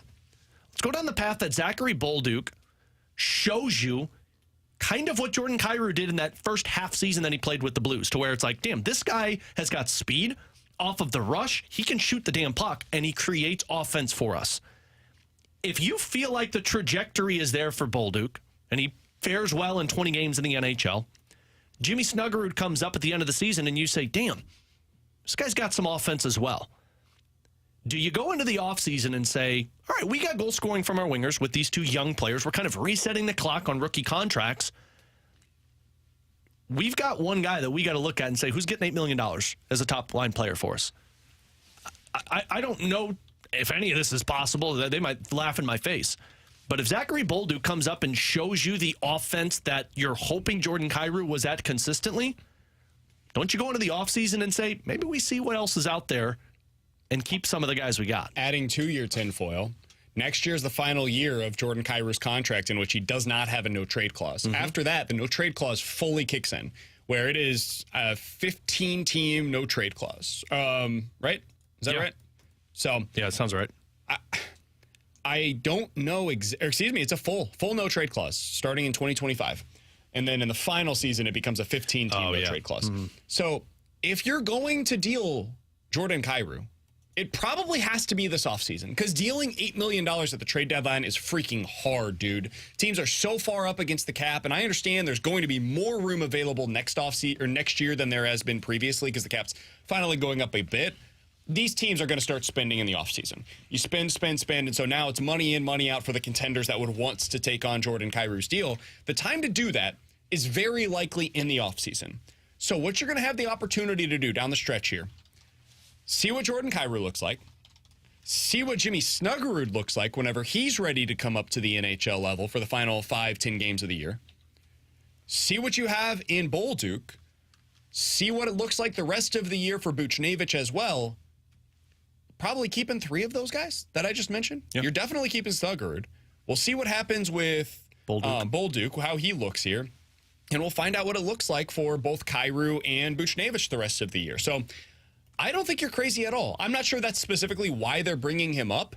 I think that is one of the quote-unquote unintended consequences, though, that you'll have an opportunity to see shift after shift how they look comparatively. And one thing that I would like to see, I don't know that we will, but one thing that I would like to see what it looks like if you switch Jordan Kyrou and Bolduc. If Bolduc is having success. The prerequisite here, he's got to look good with Braden Shen first. Let's see 3 to 5 games. But if he performs well there, then you could see him moving up to that top line. It's part of the reason why I looked at it and say, why not give Jake Neighbors a shot on this top line once again? Because I think the Blues... I don't think the Blues believe this. Us in this room and a lot of Blues fans look at it and say, I don't know if he's a top-line winger. Maybe a second-line winger, a really good player to have on the second line that could create a lot of offense for you, but I'm not sure if you have a top-line winger. If Bolduc, if Snuggerud, if Neighbors is that top winger for you, what does that do? I mean, you don't want to get in a position where you're paying $8 million for somebody who's only been able to play the second line for you. So I don't know if it's going to turn into anything for Zachary Bolduc, but one thing is for sure, they love his offense and how he can create it. Be curious to see what it looks like. Blues back in action tomorrow night against the Islanders with Bolduc in the lineup. As I mentioned, he'll be on a line with Braden Shin and Jake Neighbors for his debut. Coming up next, more likely to happen here on 101 ESPN.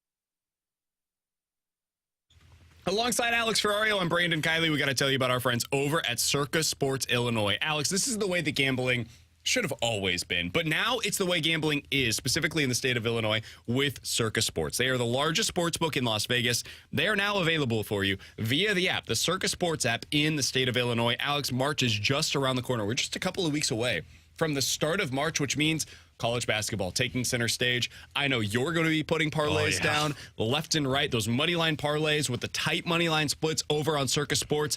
That's the place where you're going to want to be placing all of your bets. I'm doing those parlays because Circa Sportsbook, and by the way, I'm doing them all on Circa Sportsbook because they don't limit players based off of their winnings. Everybody is going to have the same limits, unlike other books. And they're so confident in that they want you to check out some of those other sports betting apps because they know you'll come back to Circa Sportsbook. Plus, the customer service is at its best. It's like you're dealing with people in Vegas. If you or someone you know may have a problem with gambling, call 1-800-GAMBLER or text ILGAMB to 833-234.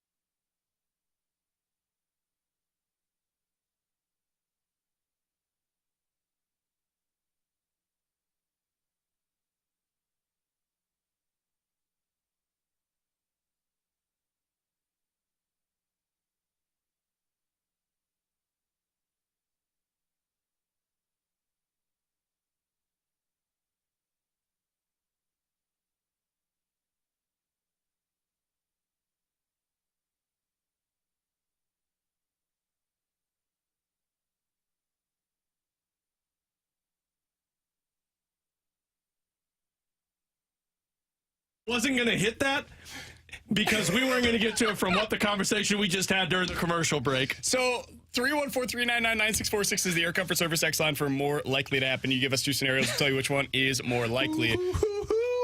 Coming up in 10 minutes, we'll talk to Hosei Kijima, excuse me. I apologize. We'll get to him coming up in just about 10 minutes. St. Louis City SC midfielder, former first-round pick by the team, signed his contract yesterday at the beginning of the day. By the end of the day, had the game-winning goal for City. So we'll talk to him in 10 minutes.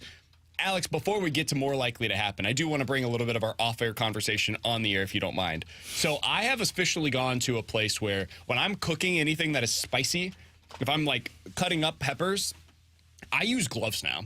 Now, I know that's probably what I always should have been doing, but now that we have baby boy in the house, I've had too many situations where I'll go and I'll wash my hands. I think I've got everything off of me. And, like, I'll touch my eye or something, and suddenly it's just I'm crying uncontrollably for the next hour and a half. So that's why we went off into a tangent before this segment on the air, is because T-Bone yesterday had one of those situations where he touched the side of his face. It got all touchy and whatnot, red, puffy. Don't use I think I the learned. peppers any longer. I almost blew my grill up, Whoa. Yeah, you probably shouldn't be cooking. All right, Yeah. let's get to more likely to happen. Frozen dinners for now on. It's red and puffy, though, man. More You can't let likely the to puffiness. finish the season leading the Cardinals in home runs, Jordan Walker or Lars Nootbaar? Jordan Walker. I think Lars Nootbaar could be like a 20 home run guy for you, but I don't know if I'm going much more than that. Jordan Walker is a potential 30 home run guy for you. Yeah, I would go Jordan Walker as well. I don't really know what the ceiling is on Nootbaar's home runs. I think it's at 20, 25. But I know that Walker, and like he looks like a freak of nature. Dude, he looks huge. He should be a guy that could hit like 30, 40 bombs. I'm going Jordan Walker as well. I'm on the verge of saying some just unreasonable things about what Jordan Walker is going to do in 2024. So I'll go ahead and put it that way. Alex? Derek Lee is the guy that I think he's going to be. Obviously, Lee was first baseman, but that's who he looks like every time I see a picture of him. All right, guys, more likely to happen. The Pittsburgh Penguins trade Jake Gensel, or the Blues trade Pavel Buchnevich? The Penguins are trading Jake Gensel. That is 100% going to happen. Did you see their GM's comments just a little bit ago? Yeah. He's on IR right now. Their team's not playing particularly well. They need to go into a retool. My question is, what does that mean for Crosby, dude? Their GM said we need to get younger. That's after they traded for a 32-year-old forward, traded for a 31-year-old defenseman, and re-signed 3 dudes that I are think they 38 wanted and to old. try to give it one last chance. Like, this was their last gasp at trying to piece together a contender around Sidney Crosby. Crosby's He's 36, dude. He's not going anywhere. Crosby will retire at Pittsburgh Penguins. You can't let him go. I'm with you, but if you're Crosby, I think there has to be a conversation between he and the organization, because they're about to have to go through a rebuild. That's what this is going to be. And everybody has to acknowledge as much, and then you go to him and say, do you want to be a part of that? And if his answer is no, you find him a good situation elsewhere. Colorado's where he's going to go. Do you think that he wants to be a part of a rebuild? I don't think it matters to him. I think he wants to end it with Pittsburgh. Okay. Like, at least hearing Joey talk that's about... respectable. I've got no problem with it, but you've got to have that conversation with him. Hearing Joey talk about it, and we can ask Joe tomorrow when he's on with us, but like hearing Joe talk about Crosby's, I think the only thing that matters to him is finishing his career where he's had so much success, especially because Mario Lemieux has been a role model for him. If they're going down that path, they approach Sidney Crosby and say, what do we do here? And they consider trading Evgeny Malkin. Now, I don't know how you could do it after you signed him to that contract and how much money it is, but it comes down to Malkin, Letang, Carlson. And I don't think you're going to move on from Letang. You're not going to be able to move on from Carlson, so maybe you go down the path of trading Evgeny Malkin. But, yeah, I mean, the answer is Gensel here. They have to. Dubas basically told them, look, unless you put yourself in a playoff spot between now and the trade deadline, we're trading these players away. All right, well, Dubas is gone, so I just hired him. I know, but... He's got like an 8-year contract. Yeah. He's got a ton of money. They hired that dude, and he basically came in with a sledgehammer and just tore it all down. If they took on 50% of Erik Karlsson's contract, would you take him? It'd be a $5 million contract. Who are you taking from me, though, is my follow-up. You got to take Torrey Krug or... Sure, Torrey Krug. Probably. What's 50% of his contract? Let's say you're paying him $6 million, so it's even. Yeah, I would do that in a heartbeat. Would you add in anything? Because you're probably going to have to add in like a first or second round. No, I'm not. You want to trade him, you take him. But they're eating salary. Just to retain salary, you're going to have to give up a second. I wouldn't give up a first-round pick, maybe a second-round pick, because I've got 2 of them this year. Guys, sticking with the NHL theme, and it sticks with Buchnevich and kind of ties in with Alex's tinfoil from the last segment. More likely to happen 2 years from now, both Jordan Kyrou and Pavel Buchnevich will be making $8 million on this Blues team, or 2 years from now, neither one of them are a St. Louis Blue. I think it's more likely neither one. I'm surprised that that's where I've arrived here, and I reserve the right to change that depending on what happens over the course of the next few weeks. An underlying statement with this show. I don't think they're going to re-sign Pavel Buchnevich. Yeah, I'm starting to be very skeptical about that. I think a lot of it comes down to the money. What does he want? What is he going to command on the open market? But if you can't re-sign him this summer, I think you have to trade him. And I think that's probably going to be the way the word heads. I think if a team calls them at the trade deadline, I would not put it past Doug Armstrong to say, you know what, I can't pass up this deal. We got to move on. Because we know what the negotiations are probably going to be like. He is also going to be 30 years old when he is a free agent. We know how Doug feels about that. I wouldn't put it past them to look at a Buchnevich at the deadline and say, we're getting something that makes us better in return, so we got to do it.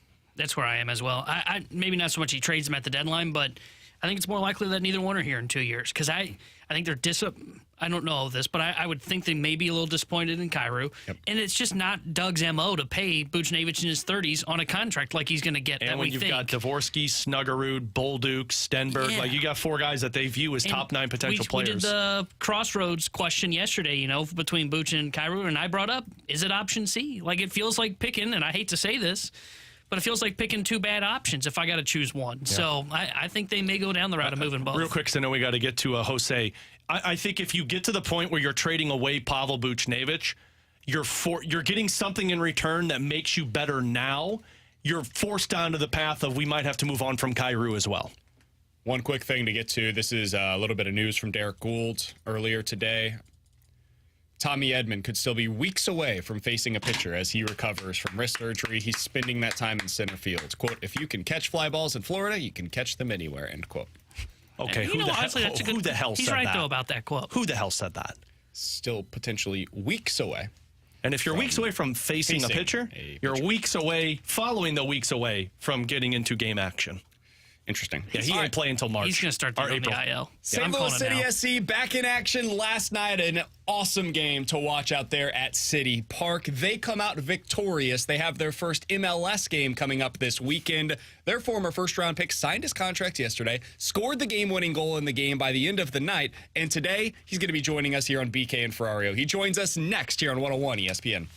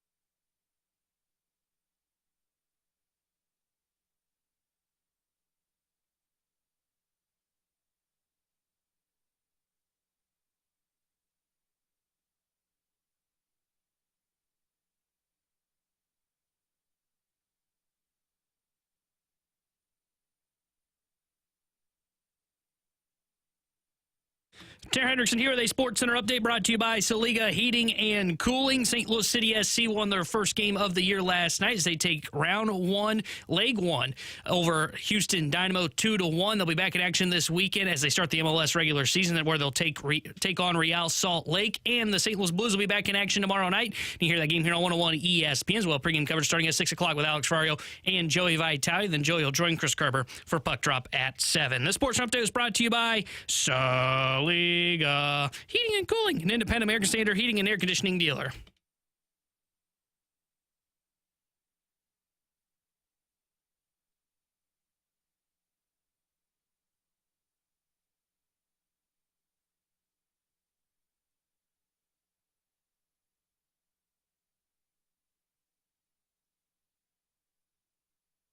Pompeo with a cross and the shot by Kijima, goal!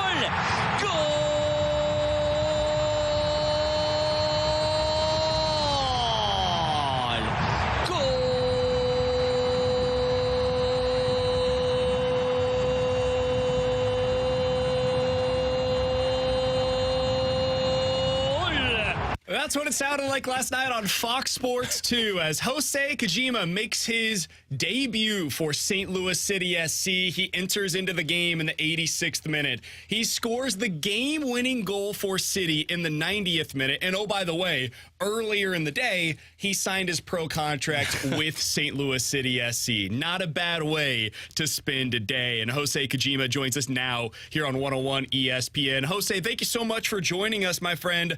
I have to imagine you're feeling like you're on cloud nine coming off of what was a spectacular performance for you yesterday. No, yeah. First of all, thanks for having me. But yeah, I mean the fans were great. The stadium atmosphere was insane, and I couldn't be more thankful for all the fans and the coaching staff and my teammates. Yeah, seriously, Hosei, that is like what people when you ask like 8-year-old kids, like, what's your dream scenario? It's well, I get to the pros and I score a goal or I have a big moment right away. And like to have that. So here's the part that I'm curious about, Hosei, because you played like 4.5 minutes. What was that like for you waiting to get into the match, and then at the last minute you kind of get in and you have that type of impact? Yeah, I mean, waiting is one thing, but the other thing is just for me to be on the roster was extremely surprising to me, because I thought I would be the last one to even see the field, right? So again, it's just gratitude. Like, I could not be more thankful to obviously Bradley and all the coaching staff and my teammates. But yeah, going on the field, it was incredible atmosphere. It's something I've never experienced before. But yeah, it came with a surprise. I just saw the ball bouncing and I just shot it. Not much thought was there. So, who was the first call for you after the game last night, Hosei? Was it your parents? Who was the first call that you made after you have your first pro goal here in St. Louis? Yeah, it was my mom. She was actually watching on Twitter and she saw the goal. So she called me and said, or I called her and she was telling me how like she couldn't stop shaking from excitement. The second one was Bobby Muse at Wake Forest. He's been a big part of my development as a player and as a person. So I'm glad I got to call probably two of the most important people in my life. So that's the part that I'm interested in too, Hosei, because spending time at Wake Forest, and I believe you were there for the 4 years, and then getting to the MLS, what was the major difference for you in terms of college soccer till once you got to the Major League Soccer?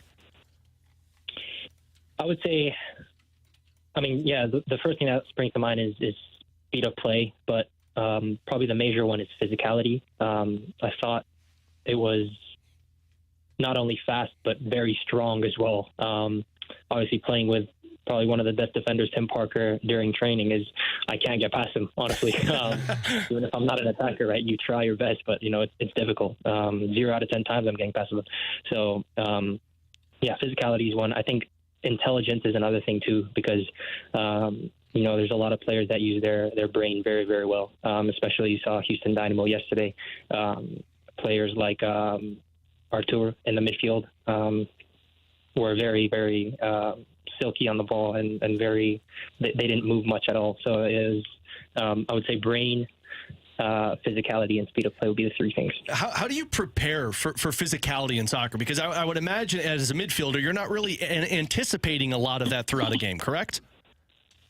No, you of course, as a midfielder, you probably get the most actually physical aspect of the game, since you get a lot of pressure, right? And if you break pressure, they'll try to foul you to stop a goal scoring chance. So yeah, it's obviously difficult to prepare for it, right? But I guess in the gym, working to get bigger. But on the other hand, it's important to try to use your body very well. So that the brain aspect comes in as well. So.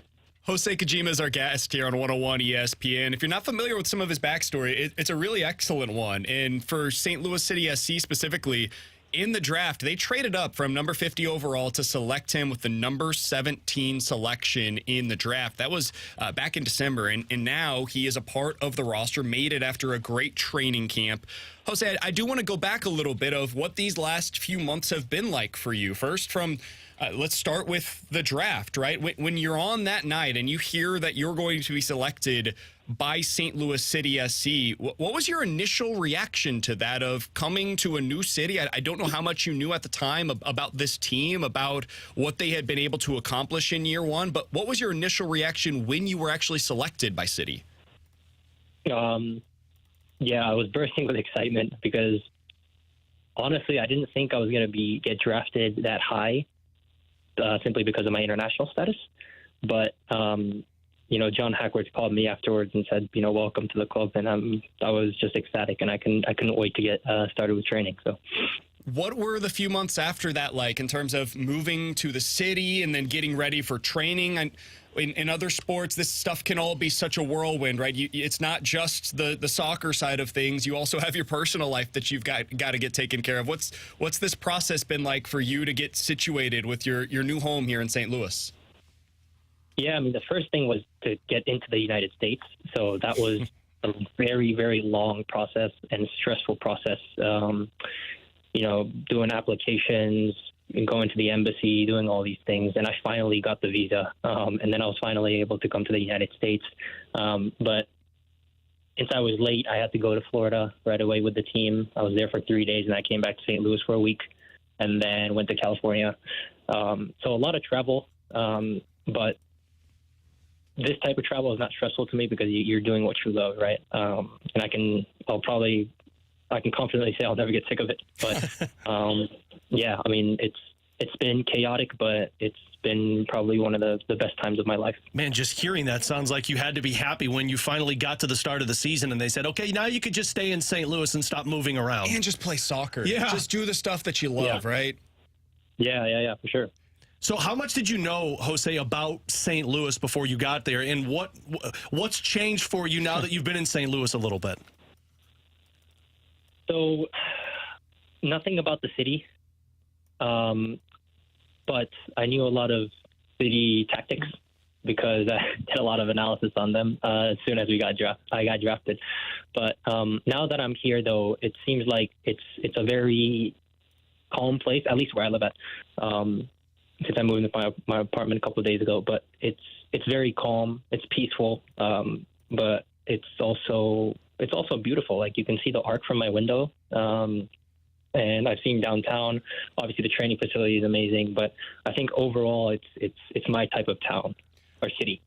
I am curious, Hosei, when you look at where you're at right now in your career, like, this has to be such an exciting time.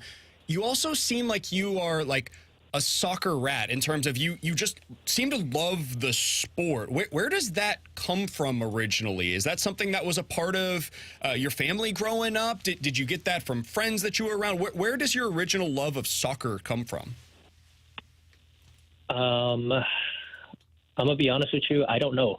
Interesting. I'm the very first soccer player in my family. Wow. And yeah, I mean, nothing special there.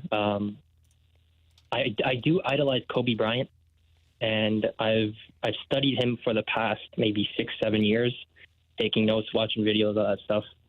But a lot of my philosophy as a person, as a player, root from him. So in that sense, I have a obsessiveness in the sport, and I've dedicated my life to this sport. So yeah, I love the sport and I'm obsessed with it. So That's so interesting. You have a passion for Kobe. Where did that come from originally? Was it just you were a fan of him as a player, or you mentioned the mentality? That certainly is a big part of it. Where does that come from? honestly, I just stumbled upon him. I didn't watch any basketball. Yeah, I was watching YouTube and people were talking about how Kobe Bryant's mentality was sick, right? Like crazy. So, I explored it a little bit, and it was the perfect, I guess, framework you could say for me to build off of. So, Hosei, I did want to ask you, how big was soccer in Japan for you? Very big, actually. Yeah. I think right now, apart from baseball, it is number one sport being watched in the country. So obviously, high school tournaments, they probably get like 50,000 fans to their tournaments final and things like that. So it definitely is a trend. Obviously, increasing with players like Iniesta going there. But when I was there, school in the day, and then football at night. So it was a big fun for me. Hosei Kijima is our guest here on 101 ESPN. He's the St. Louis City SC first-rounder from last year. Now, the man that scored the game-winning goal for City last night. Hosei, I did want to ask you about that journey that brought you to America. I was reading you end up going to IMG Academy early on here when you came over to America to play soccer there. What was that experience like? As I would imagine it's a different culture, different environment, everything. You come over here to play soccer at IMG. What was that first experience like as you got over? Yeah, I mean, it was very difficult. As a 12-year-old small Japanese kid going to, probably one of the biggest countries continents in the world is almost unheard of at times, but it was a learning experience for me. I had to adapt to different things. So a great example is like people were using forks to eat here when I was first here, and I was just completely shocked that they were using chopsticks. So just like that, and obviously the major changes as well. So it was a very long process to just adapt. But at the end of the day, it is the process, and you gotta enjoy it as much as you can because you only get one of them. So.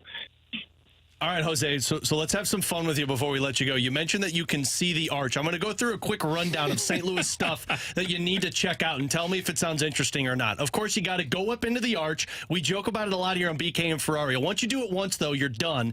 You've seen it all. You got to check out the zoo because it's free. And have you had toasted ravioli or gooey butter cake yet? I have not yet. I do want to try toasted ravioli, though. Okay. Yeah, I was going to say, your entire team... Toasted rav is a good one. Your entire team has probably been preaching to you. If you haven't tried toasted ravioli, get it. And you got to go get it on the hill, Hosei. You got to go on the hill and try it. And the other thing you got to try, it's a rite of passage, you got to try St. Louis-style pizza. I don't know if you love it. A lot of people that aren't originally from St. Louis, it's kind of a take it or leave it type of a thing. It's a very different kind of a pizza, Hosei, but you got to give St. Louis-style pizza a try as well. No, yeah, I mean, I'm a foodie, so I'll definitely try all those things. There we go. Have you tried out like any big food places yet in St. Louis, or is you still trying to get kind of acclimated with it? It's a shockingly good restaurant scene out here. Yeah, I mean, I heard, but first of all, I got to get acclimated. Second thing is I don't go out much. Okay. I did try a faux spot on DoorDash, which was very good. I forgot what it was called. There you go. All right. Well, Hosei, if you want to get out more, just call our guy T-Bone. He'll set it up. BK and Ferrario will take you out on a night on the town around St. Louis. I appreciate that. I'll let you know.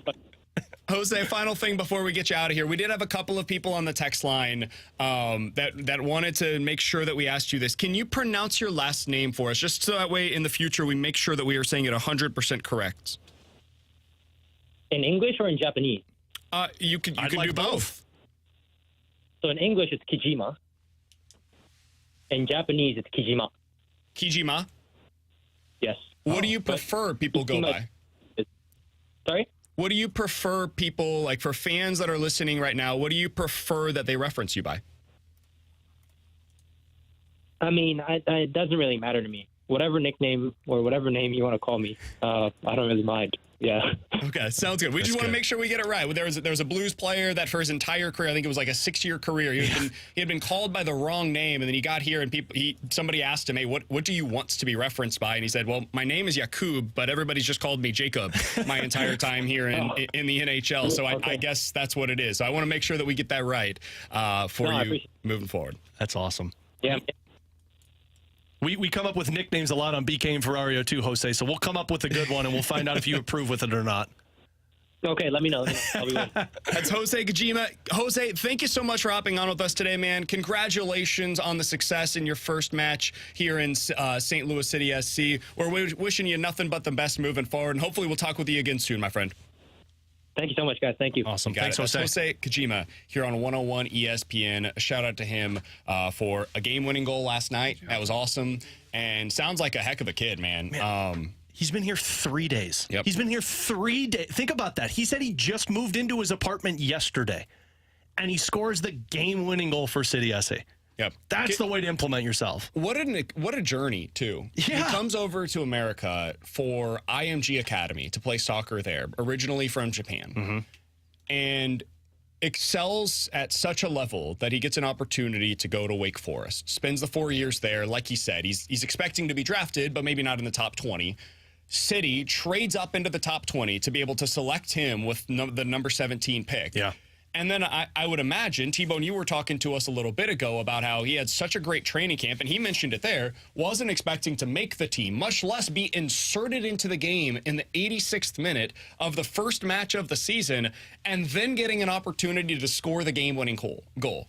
What a whirlwind. Yeah. Like, what an unbelievable story this kid has. And you know, him mentioning Kobe and the Mamba mentality that Kobe Bryant always had, I mean, that kind of shows it right there, you know? A guy that comes in late to camp because he's trying to get his visa to get into the United States, doesn't make any excuses for himself, comes out, shows up, plays really well in training camp for the squad, and then has to also he mentioned flying to California as well, where they had the second part of their training camp, and then he signs the contract, goes out, and though it is, I don't remember how much added time was in that second half last night, but like you get 6 to 10 minutes. A lot of guys don't, think about that. You get 6 to 10 minutes to make a first impression. And what do? You score a goal. Not just score a goal, the game-winning goal. And one that was like, it was work ethic. Yeah. That's what the goal was. The goal was like all of the grimy, greasy goals that we talk about for the Blues. That is what we saw. He said that you won the game prepare for him last night. physicality. Yep. And like he showcased a physicality. And that's not a big guy. You showcase your physicality in a match like that with 4.5 minutes. I know our guy, Giochini. Is that how you pronounced it? Giochini. He was our guy last year when he came on with us, and we loved him. I'll implement it right now. The player for BK and Ferrario is Hosei Kijima. We need to get his Twitter following up. He is on Twitter. Yep. He has 660 followers. I'm that. hoping that by the end of the day today, we can get him up to 1,000. Yeah. At Kijima Hosei. Kijima Hosei. So it's his first name after his last name. That is his Twitter handle. Give him a follow, guys. Get after this guy. This is one of ours now. Tell him he's a BK and Ferrario favorite. St. Louis City SC midfielder. He is a Mamba mentality man, and he is soon going to be eating all across this great city after he scored the game-winning goal last night for City. Might be a weird text, T-Bone, but send him a text and ask him to videotape when he takes the first bite of a T-Rav. I'd like to see his face. I wonder what's more enjoyable, the game-winning goal last night or the first taste of a T-Rav. It's T-Rav. Could go either way. There is nothing better than that. The rewind is coming up next.